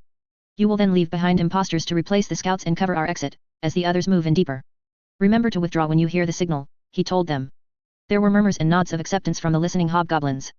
A few of them even bowed, including Gob. Black Nail had no idea where they had learned to do that, but he kind of liked it. The hobgoblins then quickly organized themselves and began creeping out into the fields. The 3 groups of 10 separated and headed for different targets. Each hobgoblin crept across the ground on all fours and kept their head down. It was slow going but they were patient. When the shadows shifted and light from the fires shone out in their direction, the nearby hobgoblins froze and waited until it passed. When each group was in position they signaled their readiness with a bird call. At the sound of the 3rd call, they made their move. Hobgoblins with bows sighted their targets as others with drawn blades rose up and dashed closer. Black Nail led the way. He drew 2 long daggers and lunged out of the darkness. In a blur of motion, he hit the exposed back of one of the sentries. The man was looking in the wrong direction, and before he could even turn around, Black Nail had cut his throat. That done, Black Nail spun around to face the next target, but there was no need for him to do anything. Another hobgoblin had already stabbed the man, and his sword was sunk deep into victim's chest. In fact, there were no sentries left standing. The last one coughed quietly and collapsed onto the ground with an arrow inside. All three of the sentries had been taken out before they could raise the alarm. Black Nail quickly looked towards the other two campfires he'd ordered attacked. He saw some quick flashes of movement as the hobgoblin there finished up, but he didn't hear any loud noises that would alert the enemy. Most of Black Nail's minions had received only the most basic of training, but they had succeeded in their task. Black Nail had been more than little worried. So many things could have gone wrong. He had never tried to lead so many hobgoblins in such a complicated manner before. It was a good thing that hunting such as this came naturally to hobgoblins. They knew what to do. They just obeyed their instincts. Smiling to himself, Black Nail picked out 3 hobgoblins and ordered them to replace the sentries around the fire. They quickly looted some human clothes and complied. If anyone looked, they would be indistinguishable from humans at a distance. Black Nail then joined in the looting of the bodies and pocketed a dagger and some coins. There was no way the other hobgoblins weren't doing it, so he might as well join in. Enough, we need to move, Black Nail hissed after he'd finished searching the body of the man he had killed. His minions reluctantly did as they were told. Unlike Black Nail, they had never seen such riches before. The sounds of human activity from deeper within the encampment were much clearer now. Among the tents, people were walking around and talking amongst themselves. Black listened for a moment before motioning for his minions to follow him deeper in. Going in further was risky because it became much harder to keep an eye on all his minions, but it was still too early to head back. The hobgoblins hanging back away from campfires slipped into the dark space between the lights and joined their companions in a dash towards the enemy camp. A few humans looked in their direction, but they were taken down by archers before they could figure out what was happening. Then the hobgoblins hit the tents. The savage killers dispersed to wreak as much chaos as they could. As the firelight flickered behind him, Black Nail charged ahead. He crouched low as he ran past a pair of empty tents. There were 2 raiders walking together off to his right. One of them had a hand raised and was pointing in the general direction of some of Black Nail's minions. They had noticed movement in the darkness, but they had no idea what it was yet. Black Nail decided to make sure they didn't ever find out. He circled around another tent and then dashed out behind them. With his sword raised high, Black Nail lunged forward and attacked. Elixir burned through his blood as his first slash whipped through the air and tore into the neck of his target. The man never even saw the blade coming. As the body crumpled, the second man flinched and turned around. Black Nail didn't waste a second. He shifted his body weight, stepped forward, and stabbed his second target right through the stomach. The man gasped and coughed. Flecks of bloody spittle flew out of his mouth, and then Black Nail withdrew his blade. The raider collapsed onto the ground and went still, but Black Nail was already running off to find a new target. For a while, there was only an occasional scuffle or surprised gasp as hobgoblins jumped on unsuspecting raiders or slipped into tents to kill their sleeping occupants, but then a ear-shattering scream of pain rent the air and everything changed. Black Nail froze as he was about to cut open a tent that looked occupied. Around him, raiders began yelling and drawing weapons. The attackers had been discovered. Black Nail grunted sourly and stepped back. He hesitated a moment about whether to call the retreat, but then a blinding white light appeared in the center of the camp. He squinted and turned away, as the light illuminated all the tents and cast away the darkness. It revealed the shadowy figures of the raiders and the hobgoblins, and Black Nail knew it was time to go. That was Mage Light. If he ever figured out which hobgoblin had messed up, he was going to get such a kicking. It was somewhat unnecessary at this point, but Black Nail took a moment to scream the retreat signal. The harsh wordless yell echoed over the raiders' camp and then was repeated by other hobgoblins that heard it. The violent scream sounded more like the bloodthirsty call of a beast than a signal to retreat, but that was sort of the point. Now that the hobgoblins had been discovered, it was time to spread fear and confusion. Partially revealed by the Mage Light, shadowy hobgoblins began pulling back away from the tents. They headed towards the periphery campfires they had seized on their way in, but it was not an orderly retreat. Many hobgoblins were still looting or had been engaged in combat. Black Nail quickly dashed towards the closest fight. He needed to buy his minions some time. In front of him, 2 hobgoblins were struggling to fight off 2 raiders. Without the advantage of surprise, they were having a hard time just defending themselves. Humans were larger and stronger than hobgoblins, and they were almost always better trained. The blades of the raiders were hammering down against the hobgoblins' weapons and pushing them back. Then one of hobgoblins was knocked backwards after an awkward block. The raider facing him stepped forward to finish him off, but Black Nail intervened. He charged in and parried the man's downward swing.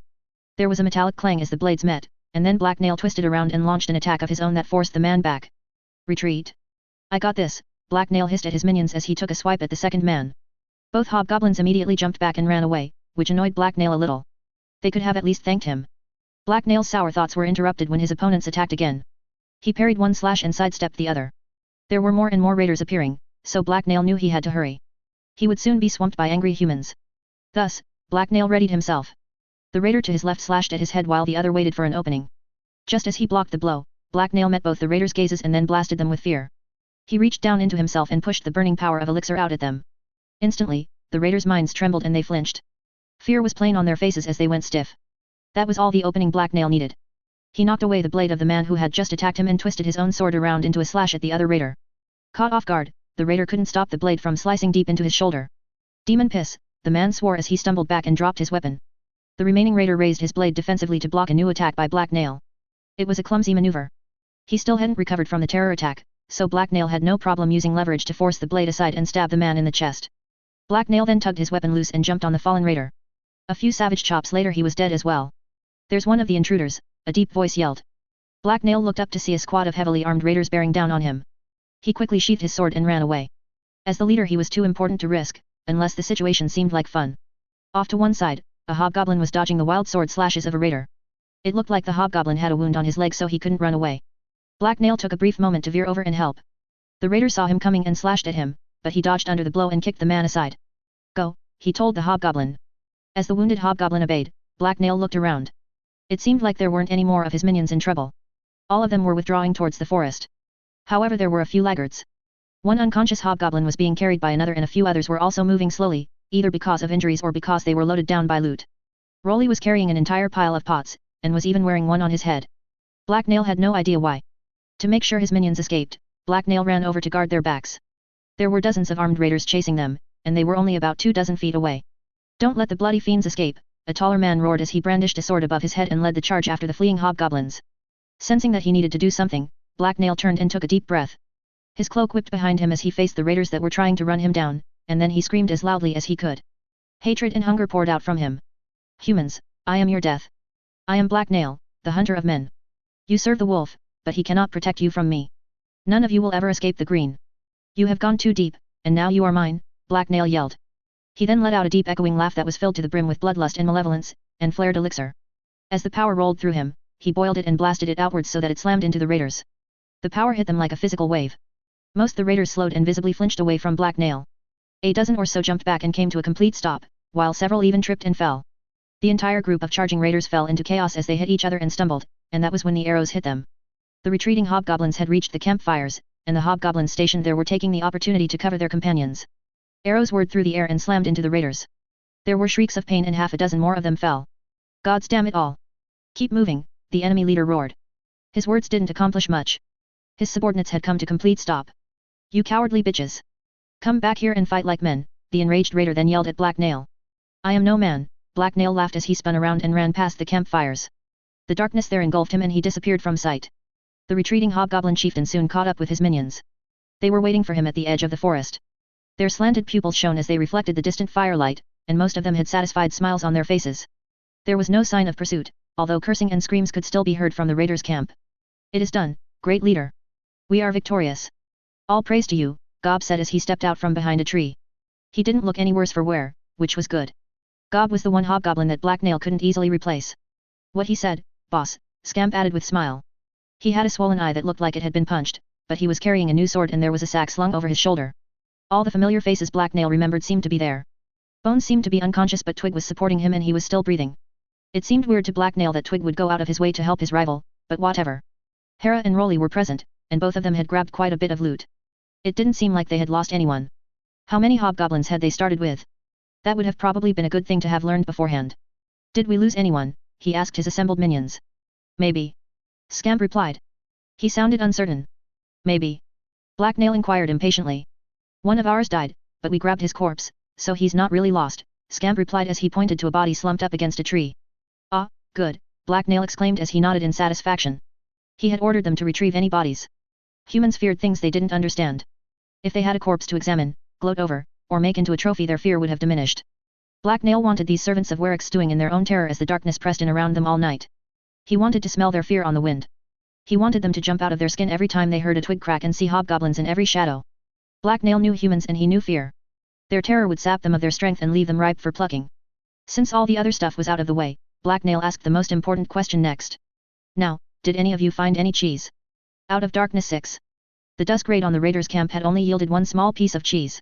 It hadn't even tasted all that good, too plain. What was the point of cheese too weak to water your eyes or burn your nose? That seemed like a waste to Black Nail. All in all, the raid had been somewhat of a disappointment. That was more because of other factors, but the cheese thing was still disappointing. It seemed like that after killing the sentries most the hobgoblins had avoided combat and focused on stealing everything that wasn't nailed down, which had been everything but the tents, and even then an enterprising hobgoblin had found a way to grab one. That meant the raid had only resulted in the deaths of less than 24 humans. They did however gain a whole bunch more weapons, a pile of pots, several sacks of food, and a lot of other random knickknacks. I found some new knives. I can't wait to show Kida, Hera exclaimed happily as she followed after Black Nail. Do you want one, boss? She asked him. I'll give you one for a favor. No, thanks, Black Nail replied as he kept on walking. He was lost in thought. Are you sure? You might like it. Instead of replying, Black Nail picked up the pace a little. Being dragged into this conversation seemed like a bad idea. The hobgoblins were headed back to the forward base they had set up. The main goblin encampment was too far away. Black Nail wanted to keep close to shelter so he could keep an eye on things. The new camp was only about 2 minutes away from shelter, but Black Nail was willing to bet the raiders wouldn't be doing too much exploring now. The green could be a terrifying and dangerous place even under normal circumstances. I got a whole bunch of human hair. It's all mine now, a bald hobgoblin announced as he proudly showed off the tufts of various colors that were in his hands. Why did you waste your time on hair? That's useless. I got pants, another hobgoblin responded as he held up his loot. He was currently wearing just a loincloth so Black Nail didn't blame him for being so excited. As the group of hobgoblins walked through some bushes, their temporary camp came into sight. Some time ago, a huge tree had fallen over and slammed into another giant. This had resulted in a small clearing where there was no canopy overhead. The massive tree trunk's fall had been broken by the other tree so now the entire thing lay on an angle. Near the base, there was enough room under it for hobgoblins to stand, and they had covered the open sides with long branches and green bushels of leaves to make walls. After all the hobgoblins had taken a moment to pile their ill-gotten gains somewhere, Black Nail called them over for a meeting. You were all terrible. I did all the hard work, Black Nail told his minions. You didn't kill enough people. That was the entire point of this attack. There was some assorted muttering from the assembled hobgoblins and they looked away from their chief, usually toward their loot. However, they didn't seem all that remorseful. Scamp, take 2 other hobs and watch the enemy. Send me someone if they do anything, Black Nail ordered his subordinate. I want to rest. I just finished fighting, Scamp protested. Send someone else less deserving. There is no one else less deserving, anywhere, Black Nail countered. I'll be sending replacements to find you after a while, and if you're napping they will have orders to beat you silly. Since there was no way he could argue with Black Nail, Scamp picked out 2 other hobgoblins and headed back to watch the fields. Imp was standing off to one side of the main group of hobgoblins so Black Nail turned to face him. I didn't see you doing anything. Why were there no big booms? Black Nail asked him crossly. He had wanted some big booms. I saw no good targets. It's hard to use magic stones, Imp replied with a shrug. He had been one of the hobgoblins assigned to guard the campfires. Black Nail sighed. He should have probably asked about this before. Why were all his minions such terrible subordinates? They needed to do better. What do your magics do, exactly? He inquired of the mage. Mahedium had staffs that shot fire and necklaces that sucked things up. Imp took a second to process the question. He titled his head to the side and licked his lips. I have rocks that give off glow and others that burn a lot, he responded slowly as if unsure of himself. You can't shoot fire or anything. No, I have the magic fire but I don't have a staff to push the flames away. After I set the crystal alight they explode after a few seconds, Imp explained. Black Nail found these magics to be less than impressive. So how do you use them to fight? I throw them. Black Nail sighed. You don't have anything else. I do have some other stones that explode in other interesting ways. Some of them are green or make whistling noises. The problem is that they sometimes go boom in your hand, which is bad. That is a problem, Black Nail admitted. One hobgoblin mage throwing mana crystals that exploded into flame wasn't going to be all that useful. He would have to think about this. He wanted magic, and if anyone could come up with a solution it would be him, the greatest hobgoblin genius ever. After a little more conversation, the hobgoblin warband settled down and prepared to wait out the night.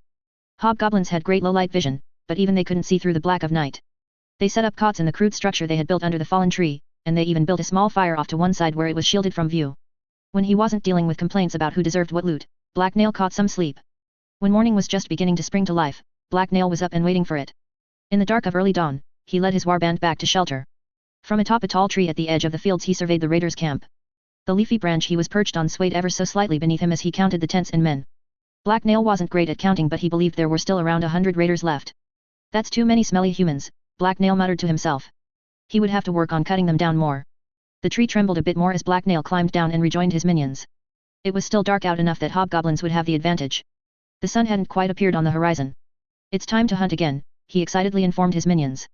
Another raid like their last would go a long way towards breaking their opponents, especially if the hobgoblins actually kept on task this time. Once the raiders realized that the hobgoblins could attack with impunity at any time they would be consumed by their terror and become easy prey.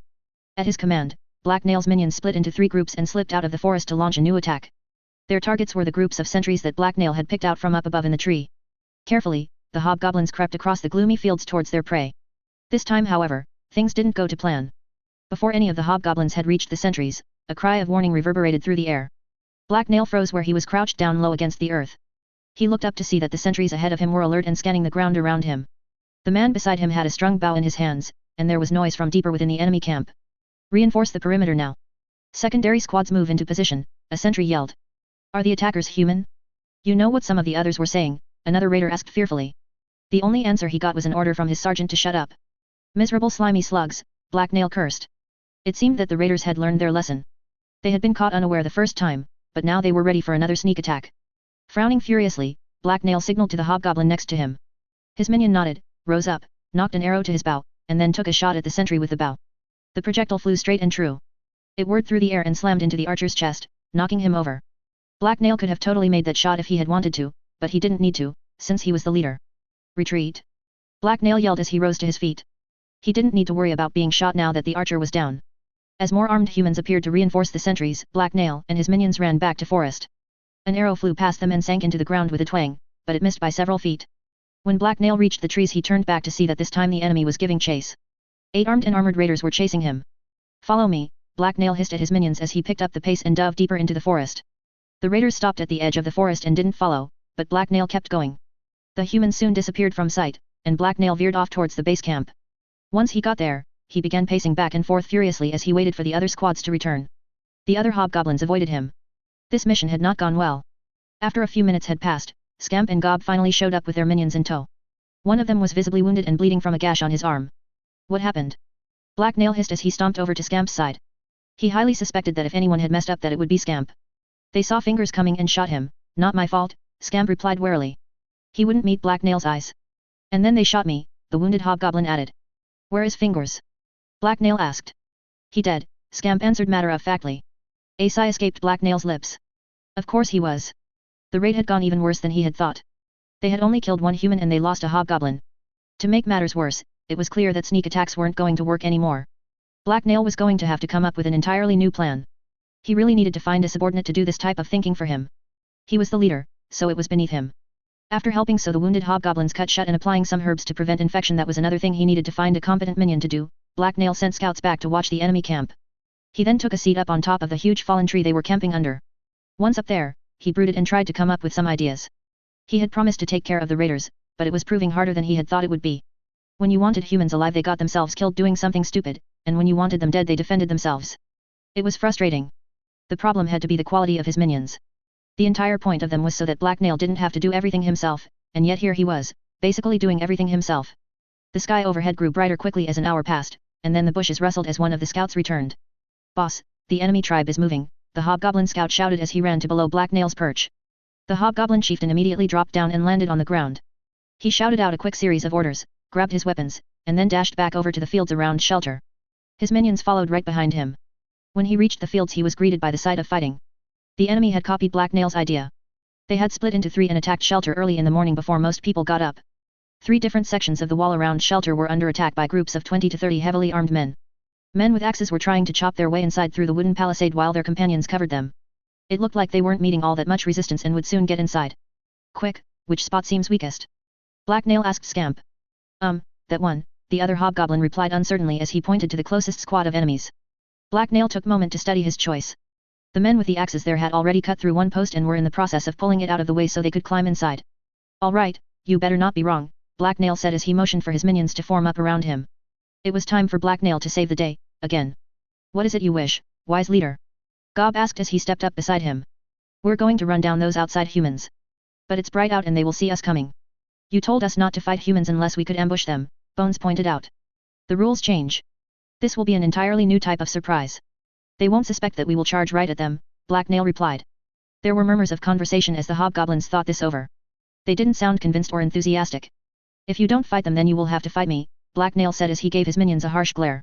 He was the leader, other people's opinions didn't matter. And me. Gob added in support. Now charge. Black Nail yelled as he drew his sword and pointed it towards shelter. The hobgoblins hesitated for a moment, but then they all broke out into a run. Black Nail waited a second and then followed after them. He wanted to keep an eye on them so he stuck to the back, where he could motivate them to run faster. The mob of hobgoblins raced across he fields towards the walls of shelter. Ahead of them, the raiders had hacked their way through the palisade and were starting to climb through. The attackers were slightly outnumbered by the hobgoblins, but Black Nail still didn't consider that great odds for his side. The enemy wasn't looking behind themselves. They were focused on getting inside the wall, so they didn't see the hobgoblins coming until the last second. One larger man who was waiting his turn happened to look over his shoulder. "Bloody shits, we've got incoming," he yelled in a panic. His nearby companions turned as well, spotted the hobgoblins, and raised their weapons. "Demon spawn. They're real," another man babbled. Right before the two groups met, Black Nail sped up and dashed to the front of his minions. With inhuman speed, he lunged at the enemy before they were ready. His sword sliced into a man's belly as he ducked under a hurried blow. Another man swung at him. Black Nail parried the blow and kicked the man in the knee. There was a crunch as the limb gave out. Still reeling from Black Nail's assault, the other raiders were unprepared for the wave of hobgoblins behind him, and the hobgoblins knew it. They grinned and growled fiercely as they pounced on the raiders. "Form up on me," a bearded man with blonde hair yelled as he swung at a hobgoblin with an axe. In response to his voice, the raiders still facing the wall turned and stepped into position next to their compatriots. Together they formed a tight defensive line and began pushing the hobgoblins back. A sword sliced through the air next to Black Nail's head. He twisted around and slashed at the face of the sword's wielder. The man jumped back but the edge of the sword grazed his cheek and drew blood as he fell over backward. That was when Black Nail saw one of the raiders stumble out of the hole in the wall. As Black Nail unleashed a flurry of blows at another raider that had been about to strike down a hobgoblin, the man hurried over to the blonde raider's side. "We're being pushed out of the village, Captain," the raider yelled at his commander as another man popped through the wall. "The fighting here made too much noise and the peasants swamped us before we were ready for them." "Then we're retreating," the commander replied. He raised his voice and ordered his men to fall back. All together, the raiders stepped back while keeping their defensive line strong. Seeing this, Black Nail instantly yelled for his own minions to let them go. Within seconds, the two sides were completely disentangled and the raiders began falling back. They kept close to the wall as they headed to meet up with the other raider squads. "Do we have dead or wounded?" Black Nail asked as he watched the humans go. "2 dead and several wounded," Gob replied. "Anyone important?" "No." "Good," Black Nail said as he thought about his next move. "I'm still alive," Scamp added, in case anyone cared. The raiders disappeared around the curve in the wall so Black Nail decided that now was a good time for his force to leave. Trying to enter the village and helping out there would probably be a bad idea, and he'd lost enough minions for one day. They were replaceable but annoying to train. Black Nail was just about to order the withdrawal when he heard a familiar voice. "Black Nail, over here," Geralt yelled as he leaned out of the hole the raiders had knocked in the wall. "Oh, hello," Black Nail replied as he blinked in surprise. "Is this one of those humans we're not supposed to kill?" Bones asked as he looked between the sword in his hand and Geralt. "Yes, that one belongs to our chief," Gob told him. "He has snacks," Scamp added. "Thank the gods I found you," Geralt continued yelling. "When the raiders attacked we had no idea what was going on and if anything had happened to you. Also, by all that is divine, those are a lot of hobgoblins." "It's me, Scamp," Scamp explained as he walked over to Geralt. "Do you have any food?" "Wow, you sure have grown," Geralt remarked in surprise. "You're barely recognizable after your metamorphosis." "We need to leave," Black Nail interjected. The last thing he wanted to do was listen to Scamp and Geralt catch up. He could only take so much stupid. The enemy could show up at any second, but don't worry. I have a great plan and everything is going the way I expected it to. Do you mind filling me in quickly?" Geralt asked. "Sorry, I got to go," Black Nail told him as he motioned for his minions to head back to the forest. He then took off and joined them. Scamp was obviously reluctant to move, but Gob gave him a shove. Geralt called after them but Black Nail didn't stop. He had lied. He had no plan, and he needed to come up with a new one, quick. The raiders had seen what Black Nail had done and countered it. He needed to counter their counter without getting countered in return, simple. It shouldn't be that hard. Humans were nothing but predictable. Unfortunately, one mistake could ruin everything, and he didn't have much time. Eventually the raiders would find their way inside shelter or call for reinforcements. Black Nail had to deal with them quickly or his plans to avenge Cedar would fall apart. He couldn't let that happen. Now that his master was dead and he was alone, vengeance was everything. Nothing else gave him purpose. Out of Darkness 7. What would Cedar do? As Black Nail led the retreat back to his forward base, he pondered this question. There was a rather large group of humans he had to get rid of and he couldn't quite figure out how. His first raid had killed over 20 of them, but that still left almost 100. Some more had probably died attacking shelter, but the fighting there hadn't looked too bloody. Before leaving, Black Nail had stuck around to watch the battle, and the enemy had been driven off before they could get past the walls. However, they had cut some holes in it, which meant the villagers had to watch several new vulnerable areas. Next time, the raiders might get through, especially if they were prepared for Black Nail's hobgoblins to counterattack from the forest. Black Nail grunted and scratched his nose. Maybe if a surprise attack wouldn't work he could use an ambush instead? Yes, that idea had potential. Cedar had mentioned something about hobgoblins and ambushes before. A flash of excitement invigorated Black Nail, as the pieces began falling into place within his mind. This would work, but he was going to need to go back to the main goblin encampment and prepare. When the hobgoblins arrived at the base they had made under the fallen tree, Black Nail began giving out orders. He wanted most the hobgoblins to stay and keep a watch on things, but Gob had to come with him. Gob was skilled at rounding up workers and keeping them in line. Imp was also needed because he was their only mage. Scamp is in charge while I'm gone, Black Nail reluctantly told his subordinates. Was that seriously his best option? He really needed better minions. I'm the boss. Scamp exclaimed happily to the hobgoblin next to him. No one else was excited about it. The other hobgoblins looked bored or irritated by the prospect of serving under him. Only until I get back. Just watch the enemy and don't do anything stupid, Black Nail told Scamp as he grimaced sourly. This was going to work, right? With everything in order, Black Nail and a few of his helpers headed back to the main goblin encampment. Their run through the deep forest was uneventful and they made good time. Once there, it took a while for them to round up all the help and supplies they needed. Black Nail even had an idea about how to use Imp's magic stones, without getting lots of hobgoblins maimed or killed. By the time they got back to the forward base it was starting to get dark outside. Scamp was napping atop the fallen tree but he quickly hopped down when Black Nail returned. The enemy humans attacked the village again, but the cowards quickly retreated when a big fight started, Scamp reported to Black Nail. He seemed to be pretending he hadn't just been asleep, even though everyone had obviously seen him. And you just watched and didn't do anything stupid? Black Nail asked as he eyed Scamp carefully. He had a bad feeling. I shot at some humans with my bow, Scamp admitted. Then the no-good cheaters shot back and I had to run away. Black Nail was just glad no one had died. One stupid attack was no big deal. He snorted and hit the top of Scamp's with his closed fist. The other hobgoblin just took the blow, scowled, and rubbed his now sore head. So, Great Chieftain, what is your new plan? Gob asked. We're going to split into 3 groups and attack their sentries. Black Nail explained as he grinned proudly. This meager hobgoblin doesn't understand how that's any different from before. Just trust me. I'm way smarter than you, Black Nail responded jovially. I like that plan. Kida added excitedly. Very slowly, Black Nail turned to stare at her. His eyes narrowed as he took in the sight of her annoying face. The young redhead was grinning happily at him. Her eyes were practically shining with excitement. What are you doing here? He asked her. She was wandering around in the forest looking for you, Scamp explained. And you invited her here? Black Nail asked in disbelief. She had snacks, Scamp replied with a shrug. This sort of thing was exactly the sort of stupid stuff Black Nail had been worried about. The hobgoblin chieftain turned and smacked Scamp again. What was he supposed to do with Kida now? I have some snacks for you too, Black Nail, Kida told him. You can't bribe me with food, right now. I'm not hungry, Black Nail replied contemptibly. How simple did she think he was? Since there was no getting rid of her now, Black Nail agreed to let Kida join his force. She could serve as a human shield. If he did save the entire village of Shelter they would probably forgive him the death of one idiot. Still, she might slow him down so she would have to sit out the first attack and stay back with Imp and the others. They needed to hang back and make some preparations. When he'd marshaled his forces and distracted Kida by giving her a meaningless job, Black Nail led his force around the edge of the forest until they arrived at the staging ground he had selected. There, a large tree-studded hill rose up right where the fields ended. The uneven ground also meant that the border between the clearing and the forest was irregular. Only the flat earth had been cleared. Off to the left of the hill, there was a ridge where the trees and bushes jutted out into the clearing by almost 30 feet. Perfect, this will work great, Black Nail laughed as he looked around from atop the hill. The tribe is ready, clever leader, Gob told him. He sounded unusually unsure about the last part. Good, just remember to retreat back here when I give the signal, Black Nail responded as he gave Scamp a meaningful look. I'm great at retreating, Scamp bragged. The only response from Black Nail was a noncommittal grunt. It was just starting to grow dark as Black Nail led his squad of hobgoblins out into the fields and towards the raiders' camp. As before, there were groups of sentries posted all around the perimeter. However, now it was light out enough out that they wouldn't have much problem seeing. Still, the hobgoblins kept low to the ground and attempted to sneak up on the sentries. They moved with great care but only made it about halfway across the fields before they were discovered. The savages are attacking again, someone suddenly yelled at the top of their lungs. It was quickly followed by other shouts from deeper within the enemy camp. Surprisingly, Black Nail found their choice of words to be fitting. He was both a savage fighter and savagely good-looking. Maybe he would show them mercy. Charge, tear the invaders apart and take all their possessions. You keep what you kill. Black Nail roared as he stood tall and pointed his blade towards the sentries. On second thought, mercy took a lot of effort. Immediately, the hobgoblins rose and sprung into action. Half of them charged forward to attack the grossly outnumbered sentries, while the others drew their bows and began shooting arrows across the field. I get that hat. Twig yelled as he dashed forward.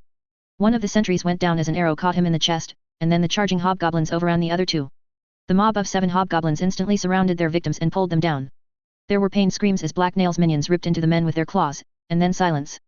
Apparently, they had taken his order to tear them apart literally. By this time the rest of the raider camp had come alive. A dozen armed men were already running towards Black Nail's minions, and there were more behind them. Slow them down, Black Nail ordered his archers as he pointed towards the raiders' lead element. A small flock of arrows immediately took flight and flew towards the charging raiders. Most of them missed but they did slow the targets down. This gave Black Nail time to signal the retreat. Run, back to the forest. The humans are too many, he yelled. At his command, the hobgoblins that were still looting the sentry post quickly started running away from the charging humans and back towards the archers. There was only about a dozen feet between the hobgoblins and pursuing humans now, but Black Nail's minions managed to pull ahead a bit and keep their distance. They were quick on their feet and rather motivated. When the runners raced past Black Nail's position, they were joined in their retreat by the archers. Altogether, the entire group headed back to the hill. This scene was repeated by the other two hobgoblin squads led by Gob and Scamp. 50 feet from the edge of the forest, all three squads met and converged. Unfortunately, this meant that all the raiders converged as well. Black Nail looked over his shoulder to see dozens of armed thugs in hot pursuit. Why did humans have to be so big? They're chasing me. Scamp yelped as he ran up beside Black Nail. They're chasing all of us, Black Nail hissed back.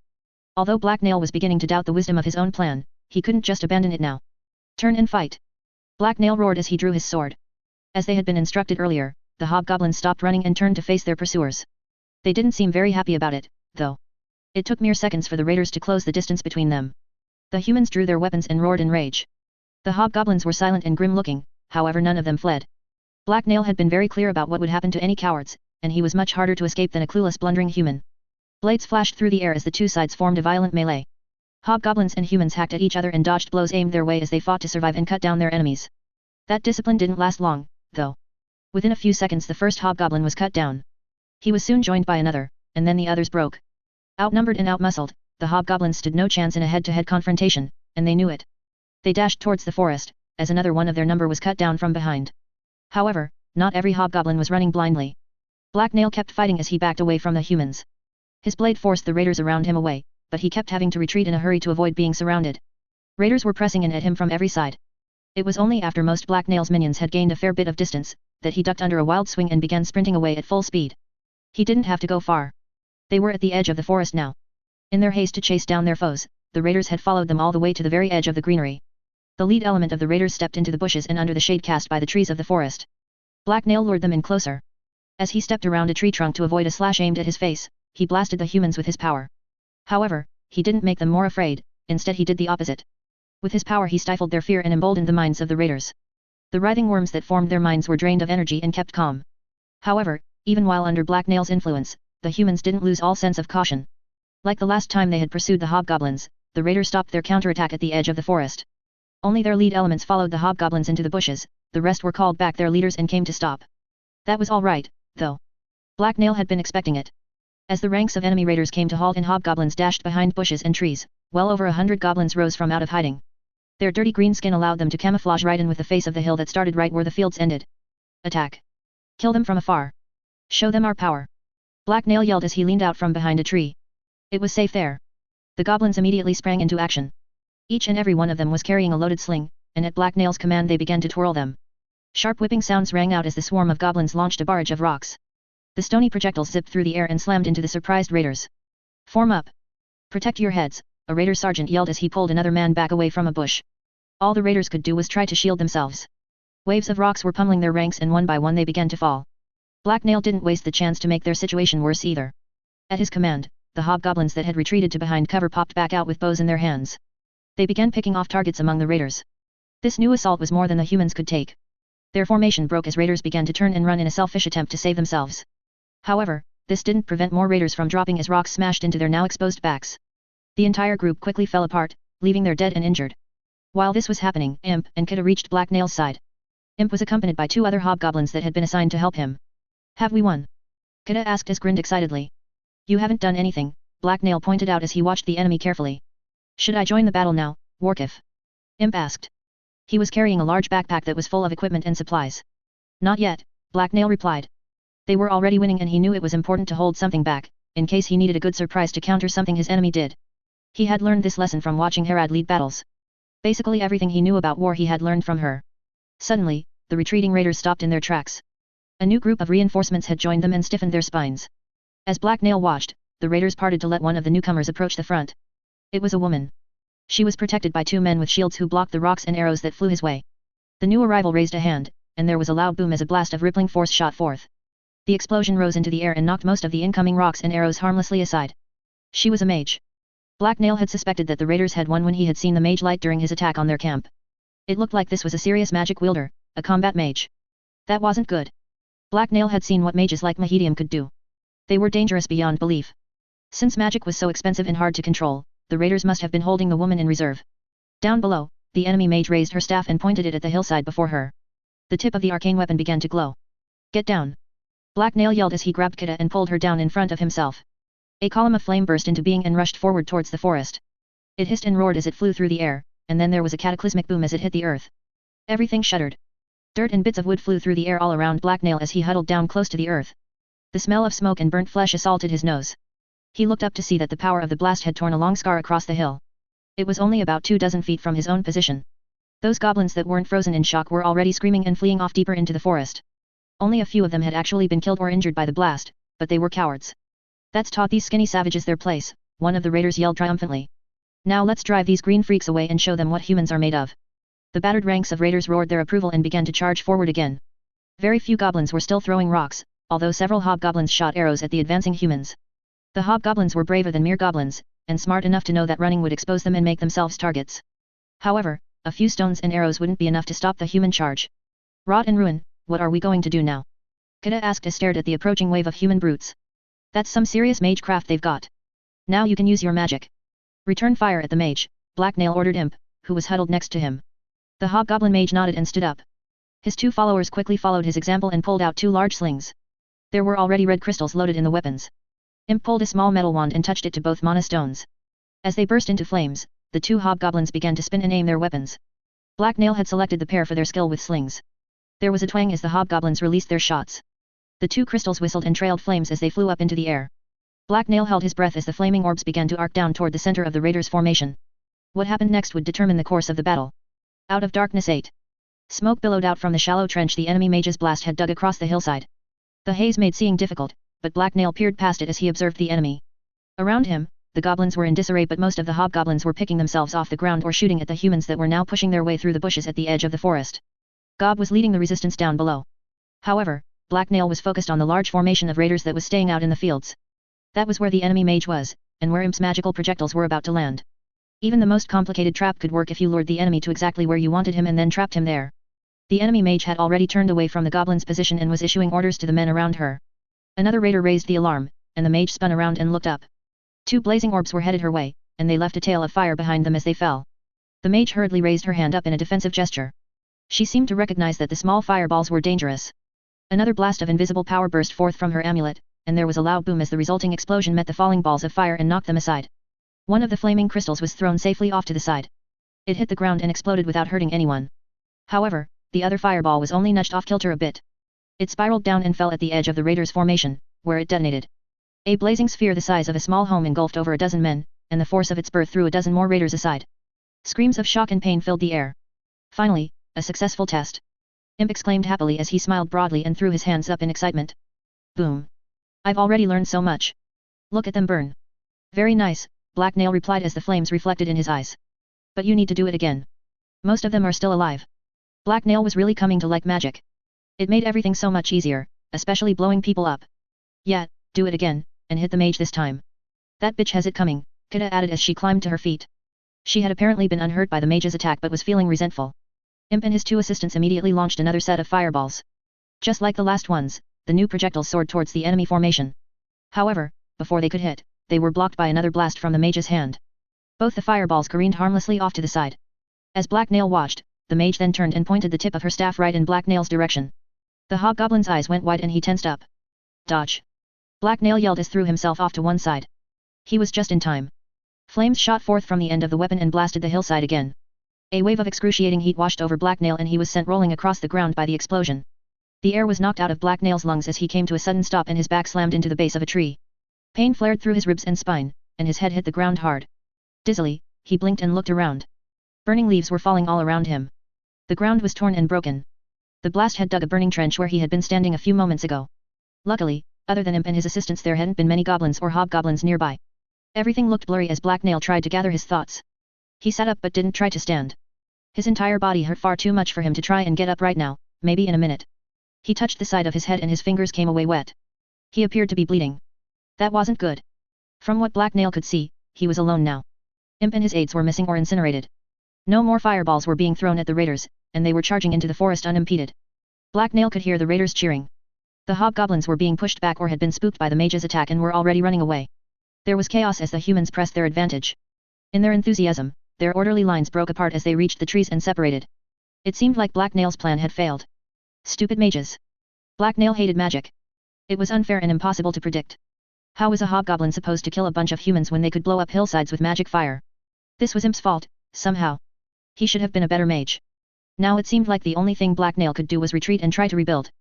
He didn't see any way of turning this disaster around, not while that mage was alive. Maybe he could sneak back later after he had healed a bit, and try to kill the mage? Black Nail closed his eyes for a second so he could rest them, and his other senses expanded, including his magical ones. They felt stronger than usual. Instantly, Black Nail could sense the minds of the people around him. They were mostly just tiny glimmers off in the endless dark, but they were there. Oh, right. He had elixir, that would probably make him feel better. Black Nail opened his eyes and reached down to pull out his vial of elixir. Without a thought, he downed the entire container in one gulp. For some reason it tasted a little off. Well, it was probably nothing. The familiar cleansing burn of elixir surged throughout Black Nail's body and he pulled himself to his feet. New strength was already building within him. Suddenly, Black Nail felt his mental sense expand again. The glimmers of fear all around him grew brighter and came into focus. He could feel both the minds of the humans and of the hobgoblins. They were very different. At the current moment, most the hobgoblins were more afraid than the humans, but at the same time they were capable of less depth in their fear. Ha, stupid humans, Black Nail mumbled to himself. Just as Black Nail was about to try and help the remaining hobgoblins organize their retreat, a sudden sensation burst into his mind. Cold terror stabbed its way through his skull and he gasped from the unexpected pain. Ugh, what was this? Black Nail couldn't figure out the source of the pain. He stumbled as he tried to clear his mind. Wait, was the source outside of himself? Black Nail reached out and sensed a mind that was blazing with terror. It was human and nearby. Steadying himself, Black Nail scanned the forest for signs of the source. It didn't feel that far away. Suddenly, he noticed a flash of red among the underbrush. For a second he didn't recognize it, but then he did. It was Kita's hair. The redhead was lying on the ground. The enemy mage's blast must have thrown her there. As Black Nail watched, she shivered and moved ever so slightly. Until this moment, he had completely forgotten that she had joined his war party and been near the blast. He usually tuned her out. Grimacing in pain, Black Nail walked over to her. He didn't have much time. There were raiders searching the bush nearby. They were moving carefully but they would reach him in seconds. Kita turned and looked his way as he shuffled over. Hey, stupid. Stop being afraid, now. Black Nail told her. His brain still felt like it was freezing over. It was uncomfortable and obviously Kita's fault. It doesn't work that way, Kita laughed ruefully. I can't walk. My knee is all busted up and so is my arm. I can't even get up. I'm going to die here. Black Nail stared down at her. He didn't know what to say to that. Goodbye, maybe? You need to leave me, Black Nail. Just promise me you will survive and get bloody vengeance for me, Kita told him as she groaned in pain. I want these fuckers to bleed. You're terrified of dying, Black Nail pointed out. He could feel it. Why was she pretending she wasn't? So what? Just get out of here, Kita hissed at him. I can't leave you, Black Nail replied angrily. This headache was seriously slowing him down. Trying to run with it would be risky. Also, leaving her to die felt wrong. She was a part of his tribe, sort of. Go. Everyone leaves everyone eventually. We're all alone in the end. Even the bonds of family, gangs, and bands are just comforting lies, Kita shot back as she clenched a fist angrily. I only joined Herad's band and then your tribe because I wanted to go out with a bang. At least I succeeded at that. Damn this bloody world. I'm happy to leave it behind. This is one of those annoying rants about your brother, isn't it? Black Nail replied. Kita tended to go on about his death when she got emotional. I thought you never paid attention to that, the redhead hissed as she glared at Black Nail. I don't, but I have good hearing, and you never shut up about it. Leave already, you ungrateful bastard. Fine, stay here, Black Nail replied angrily as he turned to stomp away. It was insulting that she wanted to sacrifice herself for him, as if it gave her value. It was such a dumb human thing to do. In fact, another human had done it for him before, Cedar. Black Nail hissed as new emotions warred within him. This headache was infuriating. The connection to Kita was much worse than the pain. He took a deep breath and tried to stifle Kita's fear. His power reached out and pressed down on her mind, but her inner turmoil didn't cease. Black Nail's cold headache continued, so instead he tried something different. Instead of fighting the feeling, he embraced it. Black Nail immediately regretted this decision. He went stiff as terror such as he had never known tore through his mind. It hurt worse than being punched in the brain. Worse of all, it felt permanent, like he was being scarred. Was this what Kita was feeling? Was this what humans felt? It sucked. No wonder they were such weaklings. New sensations clawed at Black Nail's thoughts. He wanted it to stop. What was he doing? Stupid magic. He staggered again as he tried to reorient himself. Suddenly, he remembered something. There were raiders approaching. He felt them. Two of them had spotted him and were marching through the bushes toward him. Black Nail's eyes narrowed. They were the problem. They wanted to take what was his. As annoying as she was, Kida was his. Black Nail growled, and the deep menacing sound echoed out into the forest. He flared his elixir and the magic washed away his confusion. Suddenly everything was so clear. He had purpose and power. Wait, something's off about his hob, one of the raiders stuttered. He was a big man but he suddenly looked nervous and unsure of himself. The other raider hesitated and looked at his companion. He must have sensed that something was wrong as well. It's just a savage, he replied. It was supposed to have been a reassuring comment but the man just sounded uncertain. Both the raiders had their weapons drawn and were keeping an eye on Black Nail, but that didn't save them. The furiously invigorated hobgoblin lunged forward with startling speed and attacked with all the power of his rage. He didn't bother withdrawing his sword. He ducked under the man's weapon and then reached up to tear his throat out with his claws.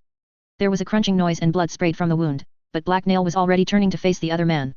With a panicked yelp, the raider swung at Black Nail, but the hobgoblin sidestepped the blow and jumped on his opponent. They fell together and Black Nail landed on top of the man's chest. There were screams as Black Nail's claws started ripping into flesh, and then silence when Black Nail pushed the man's flailing hands away and took a bite out of the side of his exposed neck. The hobgoblin spat bits of flesh away and then looked around for more raiders. The taste of blood filled his mouth and it dribbled down his chin. Ice and fire churned within Black Nail's body. The elixir burned through his blood as cold waves of alien terror washed over him. He couldn't stand still.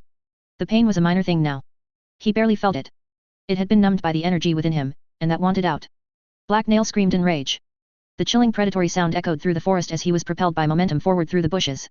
He had failed to save Cedar and Harad. Warwick had taken them. Black Nail would never see or learn from them ever again, but he wasn't going to lose anyone else, not even a useless person like Kida. All of Warwick's men had to die. He could think of nothing else. 3 more swordsmen rushed forward to attack Black Nail from behind, but he sensed them coming. He jumped away from the raiders and drew his own blade. As one of the men lunged and slashed at him, Black Nail twisted out of the way and sliced the man's hand. He yelped and dropped his weapon. The second raider's blade zoomed toward Black Nail's chest. He stepped into the blow and blocked it with his own sword. There was a metallic crack as the blades met. A quick shove then knocked the man off balance, and Black Nail stabbed him in the gut. The third enemy backed off and was quickly reinforced by 2 other men who had noticed all the activity. Black Nail eyed his opponents as they watched him in turn. They were prey and the world was his trap. Black Nail grinned as he took a moment to reach out with his power and clamp down on some of the mines he felt. There was a rustling from the bushes off to one side, and then 3 arrows zipped out and shot towards the raiders. 2 of the whirring projectiles hit. One slammed into a raider's arm and the other sank into a man's chest. Ah, shit, the raider who had been shot in the arm cursed as he dropped his weapon and cradled his injury. There were still some hobgoblins hanging back to see what unfolded.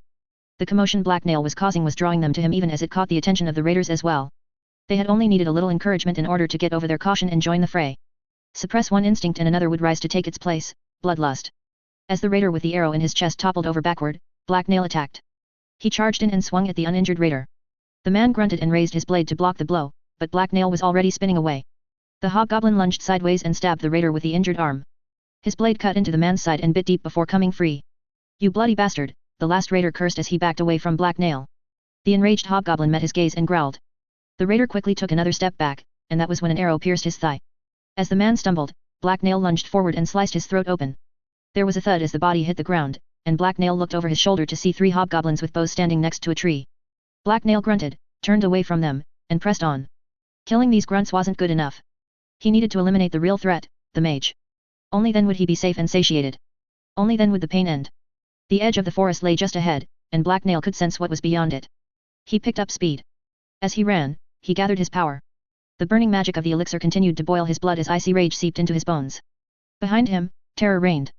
The hobgoblins that had been in retreat were now counter-attacking the disorganized and stunned humans. Arrows flew and green figures leapt out of bushes upon men driven mad by fear. Black Nail's power was spread all throughout the trees and it pressed down upon the mines on his enemies, but it wasn't enough. Raw alien emotion rushed through Black Nail, subsuming everything but his uncontrollable drive to lash out at his enemies, the people that hurt him, the people he feared. There was a whipping noise and an explosion of leaves as Black Nail burst out the bushes and into the clearing. Like a lightning bolt, he smashed into the force of raiders that were waiting there. He let loose a scream of rage and pushed out as much magic as he could. The power distorted the air around him. It rolled forth like an unrelenting wave of steam and enveloped everyone nearby. With it came terror and horror. Out of darkness 9. Magic radiated out from Black Nail as he charged out of the forest. The dread power writhed like a frenzied snake and lashed out at the minds of the 30 or so raiders before him. They had been ready for an attack but not for what confronted them now. With startling speed, Black Nail crossed the ground between him and the raiders. He snarled as he swung his blade and leapt upon the first human that dared to stand in his way. A raider cursed as Black Nail brutally slashed the face of his first victim. By all that is divine, what is this thing? It's not natural. Oh, gods! It's a demon from the deepest hells, another man shouted as he flinched away from the violence. Enemies that should have stood their ground stumbled and jerked away from the monster in their midst. A haze of raw magic streamed from Black Nail's skin, distorting people's vision, even as terror twisted their perceptions and dulled their wits. Black Nail's blade flashed as he cut down everyone near him. He twisted and danced around the sluggish counterattacks of his enemies. There were over 24 raiders facing Black Nail, but none of them had even managed to land a blow on him yet. Black Nail flowed and fought with the savage abandon of Herat. Instinctively, he copied her style as best he could. Sword fighting was one of the many things Black Nail had been taught by Cedar, but he had also learned a thing or two from his old chieftain. She had been a vessel, the fiercest fighter he had ever seen, and a ruthless leader worthy of his reverence. Don't retreat.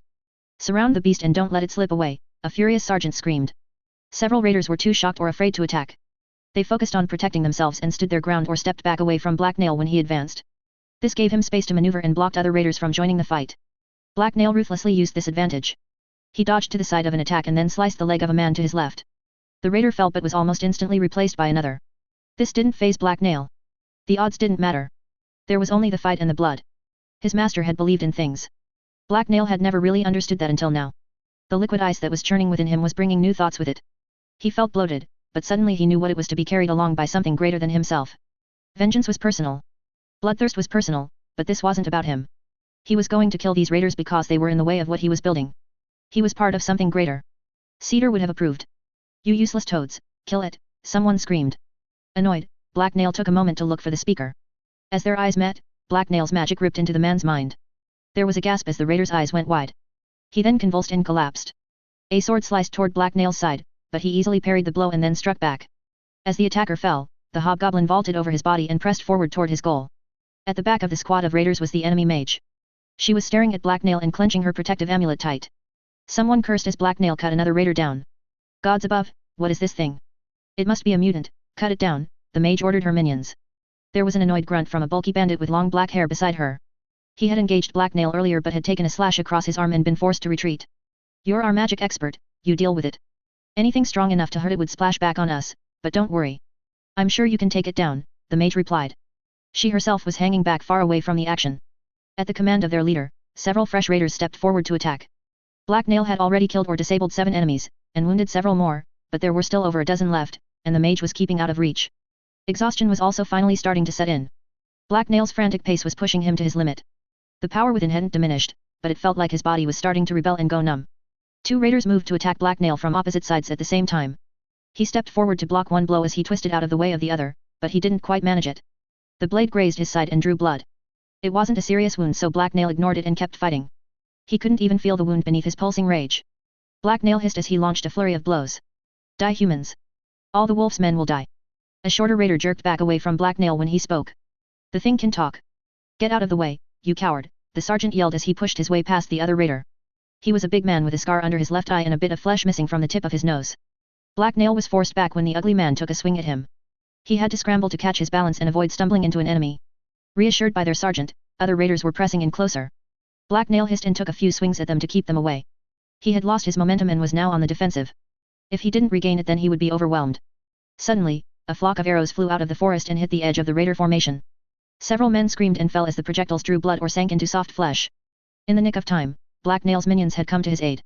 It seemed like the hobgoblins had retaken control of the forest and were regrouping, although they hadn't worked up the courage or the numbers to rush to Black Nail's side yet. Black Nail dodged to the side of a swing by a distracted raider, and sent a blast of fear forward. As the magic pulse washed over them, the raiders in front of Black Nail froze or jumped back. One raider fell and clenched his chest before beginning to spasm on the ground. Ignoring the wounded and the weak, Black Nail surged forward through the now open path before him with supernatural speed. He dodged around a surprised swordsman and then the mage stood before him. She was a tall woman with short blonde hair, and she had a hawkish look to her face because of her sharp nose and chin. Unlike most the other raiders, she was dressed in recognizable armor including a metal cap and breastplate. As Black Nail closed in, her face went white and her eyes widened in fear. Hurriedly, she raised a hand and thrust forth her amulet at the hobgoblin. Black Nail immediately reacted. He dove to the side and through the legs of a surprised raider, just as the wave of force exploded around him. Raiders were thrown backward as the mage's spell hit her allies. Low to the ground, Black Nail weathered the blast. A foot hit him in the back as a raider flew past him, but Black Nail grimaced and prepared himself. He flipped over and crouched on all fours.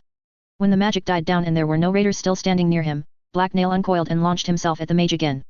The woman yelped and swung her amulet around, but Black Nail caught her arm and pushed it up so that the blast was sent harmlessly up into the sky. A loud boom shook the air. You're mine. Black Nail growled as dust blew all around him. Monster, the mage gibbered. She dropped her staff as she tried to pull her arm free, but Black Nail held it firm. He growled as their eye met and the woman froze in terror. This gave Black Nail the chance to pull her closer and smash the back of her head with the pommel of his sword. There was a thud and she slid bonelessly to the ground. Ha, I win. No one can defeat me. I'm magic, Black Nail crowed as he stood over her unconscious body. Mages were magic too, but that wasn't important right now. The hobgoblin's reflection was interrupted by the sound of someone yelling. Quick, get the creature before he finishes her off. Black Nail looked over to see several humans with wicked-looking blades getting ready to attack him. Oh, right. Those guys. He had somehow forgotten about them. His head felt funny. Now that the mage was down, Black Nail still had to deal with the dozen raiders that had picked themselves off the ground or were still standing. The hulking humans had him surrounded. Bereft of other options, Black Nail turned to face the nearest one and growled menacingly. The low throaty sound escaped past his teeth and out into the air. The raiders flinched. It had waned a little, but magic was still flowing through Black Nail's body.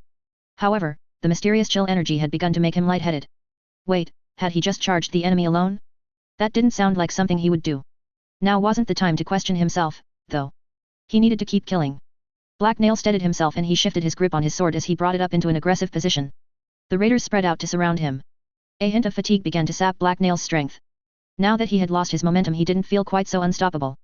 A tall raider with a red beard signaled to his fellows with a hand gesture and stepped forward. The other raiders advanced as well. Suddenly concerned, Black Nail looked for a way to escape their confinement. He wasn't blade-proof. That was when a small fireball hit the ground off to one side. There was heavy thud as it landed and everyone looked over to see what it was. A moment later, the flaming crystal exploded. A wave of heat washed over Black Nail and the raiders. They all shielded their eyes and braced themselves, but the explosion wasn't close enough to hurt any of them. However, it definitely got their attention. Yay, fuck this. I'm getting out of here, a shorter raider with an axe cursed.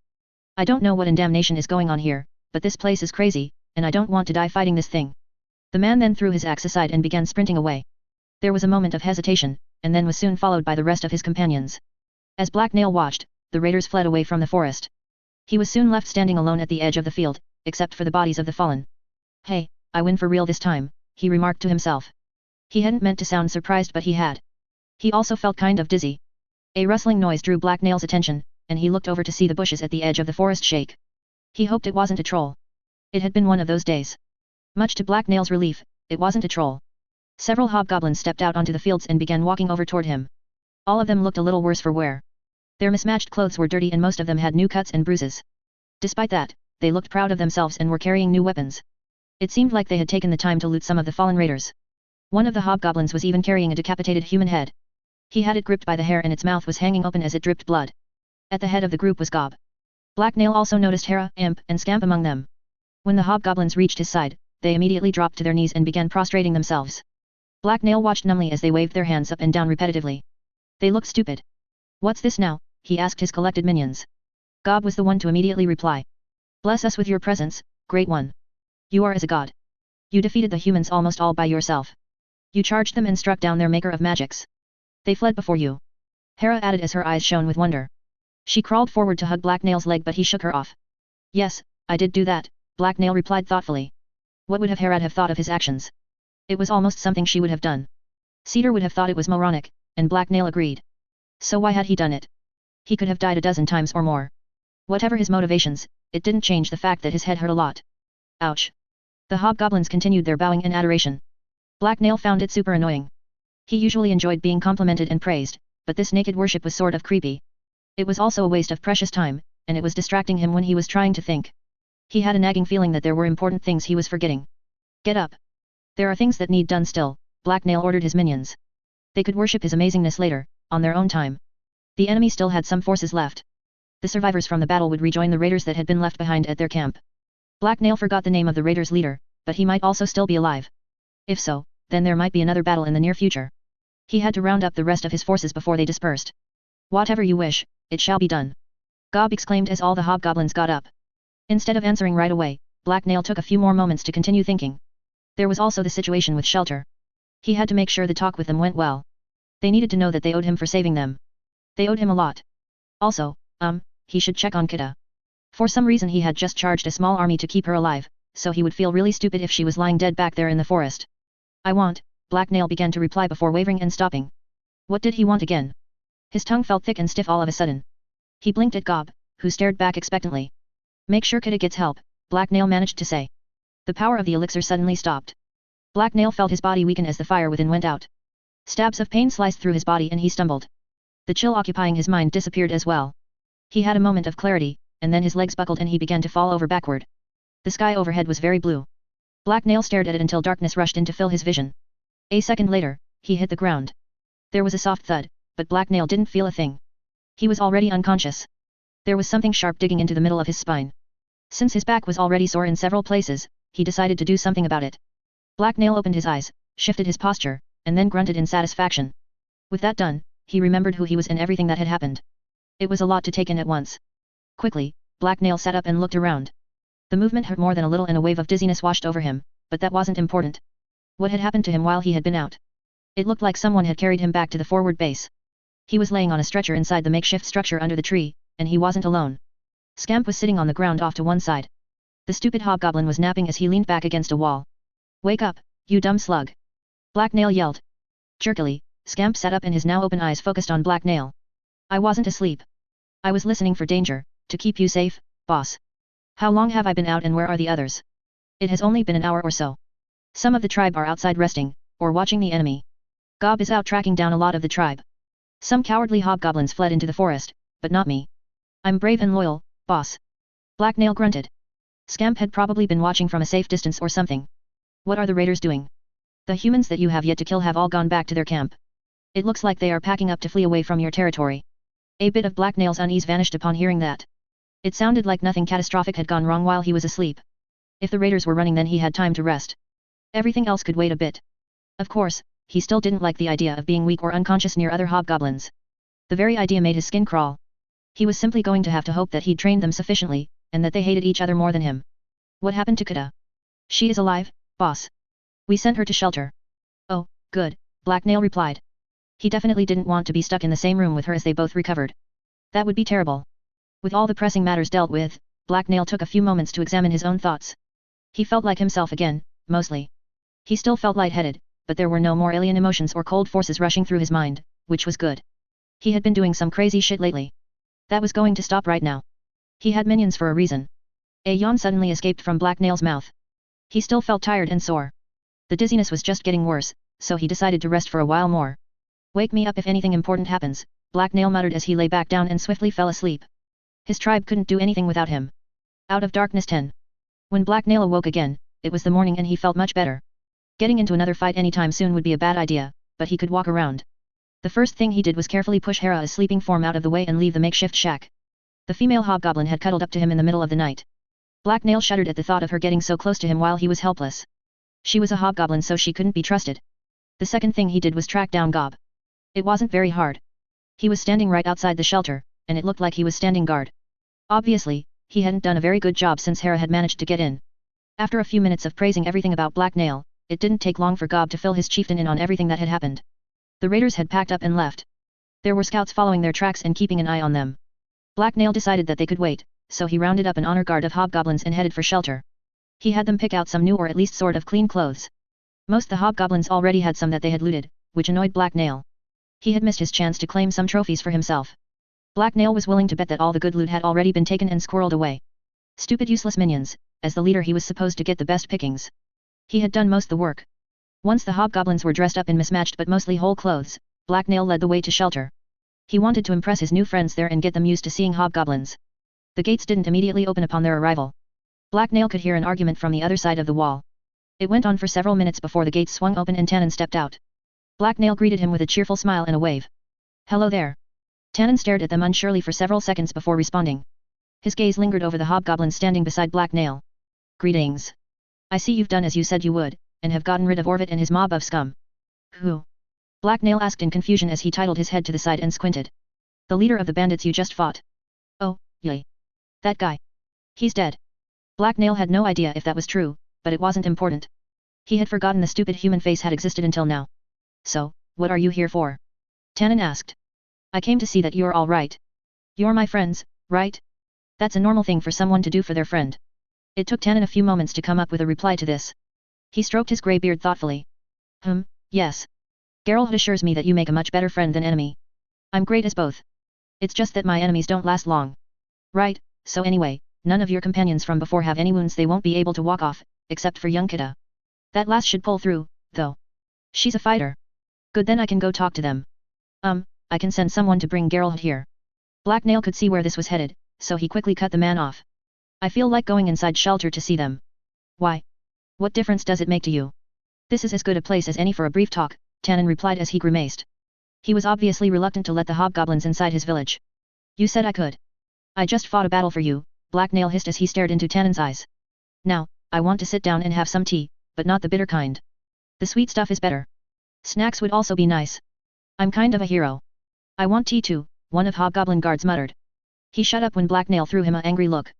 Guards weren't supposed to talk. Tannen sighed in defeat. You will get your tea and snacks. Thanks, friend. Black Nail exclaimed happily as he stepped forward and put his hand on the man's shoulder in a friendly gesture. Tannen managed not to flinch, which impressed Black Nail. Since he didn't have much of choice, the village elder led the hobgoblins through the gate and inside shelter. The guards there were all armed and nervous looking, but after a nod from Tannen, they let Black Nail's group inside without comment. My people are a bit jumpy right at the moment, because of the fighting and such. Just try to behave yourselves, Tannen explained as they walked onto the main street. At first there was no one in sight, but then 24 armed militia stormed out of side street and cut them off. There was a bald man with a large gut leading the group. He threw Black Nail a horrified look and then turned to Tannen. What are you doing? Have you lost your mind, old man? How could you bring those monsters here? Tannen groaned and moved to confront the newcomers, but Black Nail acted first.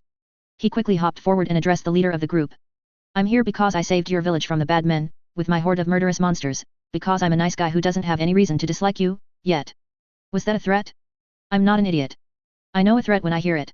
Then why did you ask? Humans could be very confusing. Shut up. Your little pack isn't here, though. Is it? We could deal with you right now, the fat man shot back. He was probably trying to sound tough, but Black Nail wasn't impressed. He had met scarier spine toads. Silly human. Killing me won't get rid of my minions.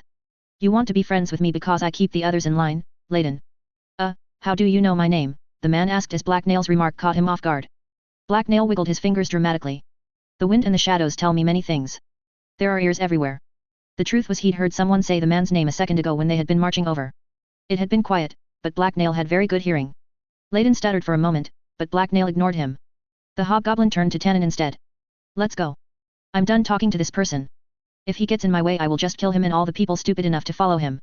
The village elder nodded and quickly led the hobgoblins away from the irate militia.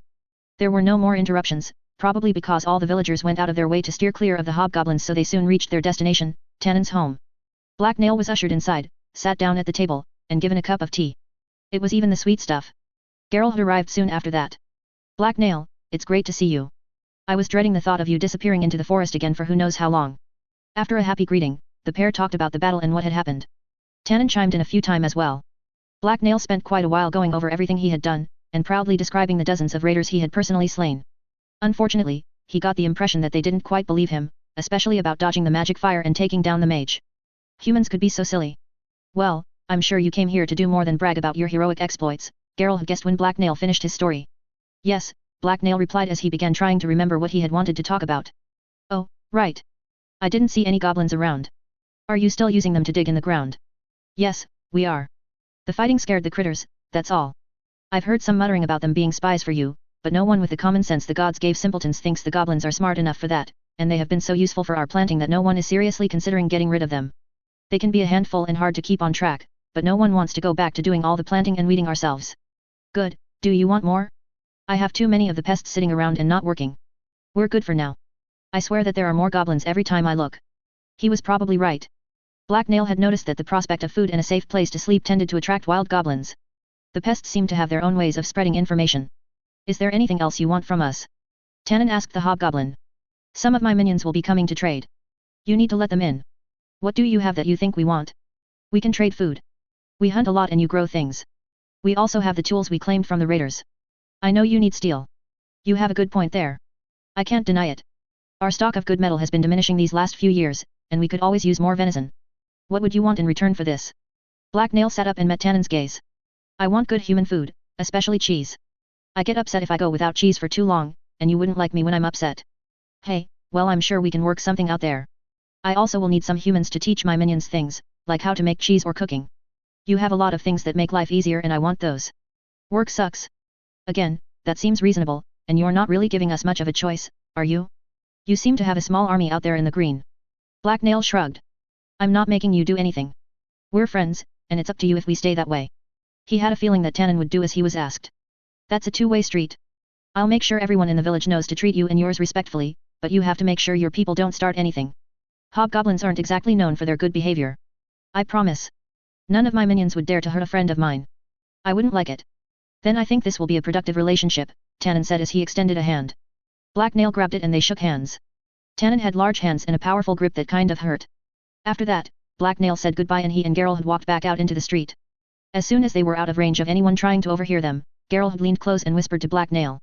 You were talking like you were planning on sticking around this area for a while. I could have sworn that we had all agreed to leave at the first opportunity. Oh, yay. Black Nail had forgotten about that. He had told Geralt and the others that he would guide them south. And we will leave soon, but we can't go right now, Black Nail quickly explained. I need to rest, and we have wounded, like Kita. We can't go anywhere without her, she is one of us. And she might take a while to heal. It was almost a shame that Black Nail couldn't just leave with Geralt right now. The thought of leaving Kita behind greatly amused him. She would be stranded in the village with all the people that annoyed her and have no way of ever catching up with them. Tempting, but Black Nail wasn't going to ruin all his plans just for that. I guess that's true. We do need a bit of time to rest and recuperate from the cost of the fighting. Yes, we do. But don't worry. We will be going back south soon enough. I want to stay out here even less than you. Ha, I doubt that. Gods, Geralt had replied mirthfully. I can't wait to get back to the comfortable joys of civilization. It has been so long since I tasted good wine or took a nice perfumed bath. I wasn't made for this rough and tumble life. Yay, and the food out here is terrible. I want spicy meat pies and candied fruit, Black Nail agreed. That was certainly one of the reasons he wanted to get back, but not the main one. Roast pork and honey sauce is what I crave, Geralt had whispered passionately as he closed in his eyes for a second. Now that Geralt had been reassured that his group's guide wasn't going rogue, Black Nail was able to say his goodbyes and leave. His hobgoblin minions followed him as he left the village of shelter and headed back to the goblin encampment within the woods. Instead of walking through the gates though, Black Nail veered off the path and climbed a hill at the edge of the settlement. When he reached the top, Black Nail looked down over the valley. Go get Gob and bring him here, he instructed one of his minions. The hobgoblin immediately nodded and did as he was told. The bushes behind Black Nail rustled as he looked down at the settlement he had created. It had been nothing more than a pile or rock before his conquest. Now it was so much more than that. The long wooden wall surrounded a dozen buildings. Half of those were longhouses that held almost 50 goblins each. Most of the buildings were made of woven bark and bent saplings, but there was a new one under construction that was being made from bricks. Below, smoke was rising into the air from several fires. Most were for smoking meat or cooking, but the largest column of smoke was coming from the source of the bricks. It was a huge furnace that Farrer had built. The lumpy clay structure dwarfed even the last furnace that the goblin had made. It was taller than a hobgoblin and quite impressive looking. Black Nail scowled. Everything was going well, so he should be happy. However, the strange power that had overtaken him during the battle had left a mark after all. He couldn't deny it. Most of the time he felt completely normal and he could forget all about that annoying incident, but sometimes strange thoughts slipped into his head. All of a sudden it would be like he was seeing something from a completely new point of view. The sudden shift was disorienting, like seeing movement out of the corner of his eye, and it broke his usual focus with useless thoughts of what could be. With new eyes, Black Nail studied his creation. Before his fight with the raiders, he had simply seen the encampment as a collection of tools for his use. Everything had a simple purpose. To fight Warwick, he needed an army, which meant he needed humans. However, humans were scatterbrained and reluctant to work for him, so he needed other hobgoblins to help him keep control. The settlement below him had simply been a place for him to gather up hobgoblin minions and train them in pursuit of his vengeance against the wolf, but now he saw more of its looming potential. The goblin encampment was more than a sum of its parts and it had taken on a life of its own. What happened here would ripple out and affect all of the north. Black Nail snarled and scratched his nose. It was a bother, but he was going to have to make sure his actions here didn't end up causing too much destruction and chaos. Normally, he wouldn't care, but he knew that Cedar wouldn't have approved of such things. Black Nail's master had loved the north and the people that lived there, in his own way. He hadn't shied away from violence, but he'd greatly disapproved of the destruction of cities and unnecessary killing. Black Nail even understood why, kind of. Too much killing made people too afraid to make nice and tasty things. Black Nail liked having other people make him tasty things. The hobgoblin chieftain's thoughts were interrupted by the arrival of Gob. He stepped out of the bushes and walked over to Black Nail's side. What do you command, Great Warkiff? Black Nail's eyes narrowed and he turned to stare at the forest behind him. Now we deal with what is left of the intruders. They cannot be allowed to return to the lands of men. Gob smiled and licked his lips. We will hunt them through the trees. Yes, gather up all the hobgoblins you can. It will take many days for the humans to escape the green. We will stalk them until they grow weary and break. Not a single man will live to tell others of us. Your words shall be done, Gob replied with obvious excitement before bowing and hurrying back down to fulfill his orders. When he was gone, Black Nail snorted and shook his head to clear all the clutter. He was doing way too much thinking. It was annoying and actually a bit painful, so he was going to stop and have fun instead. The hobgoblin chieftain smiled and turned to address the hobgoblin guards that were standing behind him. Let's go hunt and kill a bunch of people. They might have things we want. The simple life was the best. Soon, Black Nail would make his move south, and the minor scuffle at shelter would be nothing compared to the terror he would unleash upon the wolf and his unsuspecting servants. They had no idea what was coming for them, no one did. Soon, blood would pay for blood, and Cedar would be avenged. He would make Harad proud. Interlude, the hoarding of power. The scribbling sound of an ink-stained feather pen sliding rapidly over paper filled the small room. It was occasionally interrupted by a plop, as the writing instrument was quickly and methodically dunked in an ink vial. That swiftly moving pen was being gripped by the hand of a bald man with a long white beard. He was in turn seated at a grand wooden desk, which was covered in stacks of paper. The old man was wearing ornate red robes and there was a grim but dedicated look on his face as he worked. It was getting late and very little light was coming in through the windows, so the small room was lit by two delicate-looking lamps. One was hanging from a wall and the other was sitting on the desk. Both of them were made from delicate twisted metal and powered by a monocrystal. The pure white light that shone out of them revealed an impressive-looking chamber. Red tapestries emblazoned with a stylistic eye hung on the walls. The man continued his work for several minutes until he was interrupted by the sound of the room's single door opening. He looked up and scowled as a pair of younger men stepped into the room. Both of them stood stiffly and were dressed in red militaristic uniforms, but one was taller and took the lead. "You asked to see us, master," he said as he and his companion gave the man behind the desk a quick bow. The bearded man stared at them silently for several seconds. When he replied, he didn't sound happy and he got right to the point. "Captain, we have recently received several concerning reports from various merchant houses we are in contact with. They all hint at the presence of a rogue mage in the north with access to far more thaumaturgical knowledge than he should have. This is unacceptable. You are to take a guild task force north and deal with the situation yourself." The mage guard captain nodded deferentially as he stood at attention. "How reliable is the information? The sources seem suspect to me. The merchant houses have never been our strongest supporters. They would sell anything given the chance." The man behind the desk huffed disdainfully, but he didn't seem annoyed by the question. True, the fact that several different sources have collaborated the information could be seen as verification of its authenticity, but it is also more than slightly suspicious. It seems likely that our ever-so-helpful informants are working together to feed this information to us. Regardless, investigating this situation is in our interest. The merchants are too powerful to ignore and catching rogues is our greatest priority. Something must be happening here and we need to know what. Why would the merchants want to work together to feed us information? The coin grabbers all compete with each other, the second mage guard asked in confusion. This earned him a glare from the guild master. Unnecessary information. Regardless, it wouldn't be all of them. There is a certain group of merchants that work together to further their interests. The guild has been watching them, but that doesn't concern you. Simply do as you have been instructed. Yes, master, the lead mage guard quickly responded. Do you have recommendations or instructions that won't be in the official briefing? Why else would I have called you here, the guild master said as he held out a handful of papers. The lead man took them and quickly looked them over. Dagger Point? That's way up in the lawless lands. Unless we bring a full war party or join a large caravan, even getting there will be difficult. Exactly, and we might not be the only guild that this information has reached. What we have heard suggests that this rogue may have stolen some rather advanced techniques. Our guild is very interested in knowing exactly how true this is. Ah, and you want us to make sure that our guild learns exactly what techniques this rogue has acquired. Yes, and since the north is an uncivilized place with no current rulers and few witnesses, it is also your job to make sure that none of the other guilds prevent this from happening, the guild master explained as he gave his subordinate a meaningful look. The mage guard captain nodded again. I understand. We will leave in the morning. Good, it seems that you do understand. It goes without saying that you will be rewarded greatly if you return bearing useful knowledge. Yes, master. We will not fail you or this guild. Magic is power and magic is truth. See that you don't. I am authorizing you to requisition whatever you think you need. Take as many soldiers, equipment, and battles mages as you think suitable. The north can be quite dangerous and this rogue may not go down without a fight. Plan for extended magical combat but don't be too obvious about it. This is an operation that requires subtlety and perhaps some deniability as well. As you wish. I will bring a full squad of guild wardens and my own pick of experienced battle mages. We will travel north incognito and find this rogue mage. Good. Now, also missing from the official briefing are some of our local contacts, the guild master replied as he held out another piece of paper. Even in Dagger Point we maintain some sources of information, unsavory as they may be. When you get to the city put pressure on them and they should be able to point you in the right direction. Is that everything, master? The mage guard captain asked as he took the paper.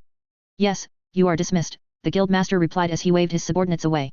He then looked down and pulled his pen out of the inkwell it had been resting in. For the glory of the fiery eye, the two mage guards said as they saluted and turned to leave. The guild master didn't look up or reply as they exited the room. He scowled deeply as he began writing again. When the door had swung shut and he was alone, the magically lit room was once again filled with the sound of scribbling and rustling papers.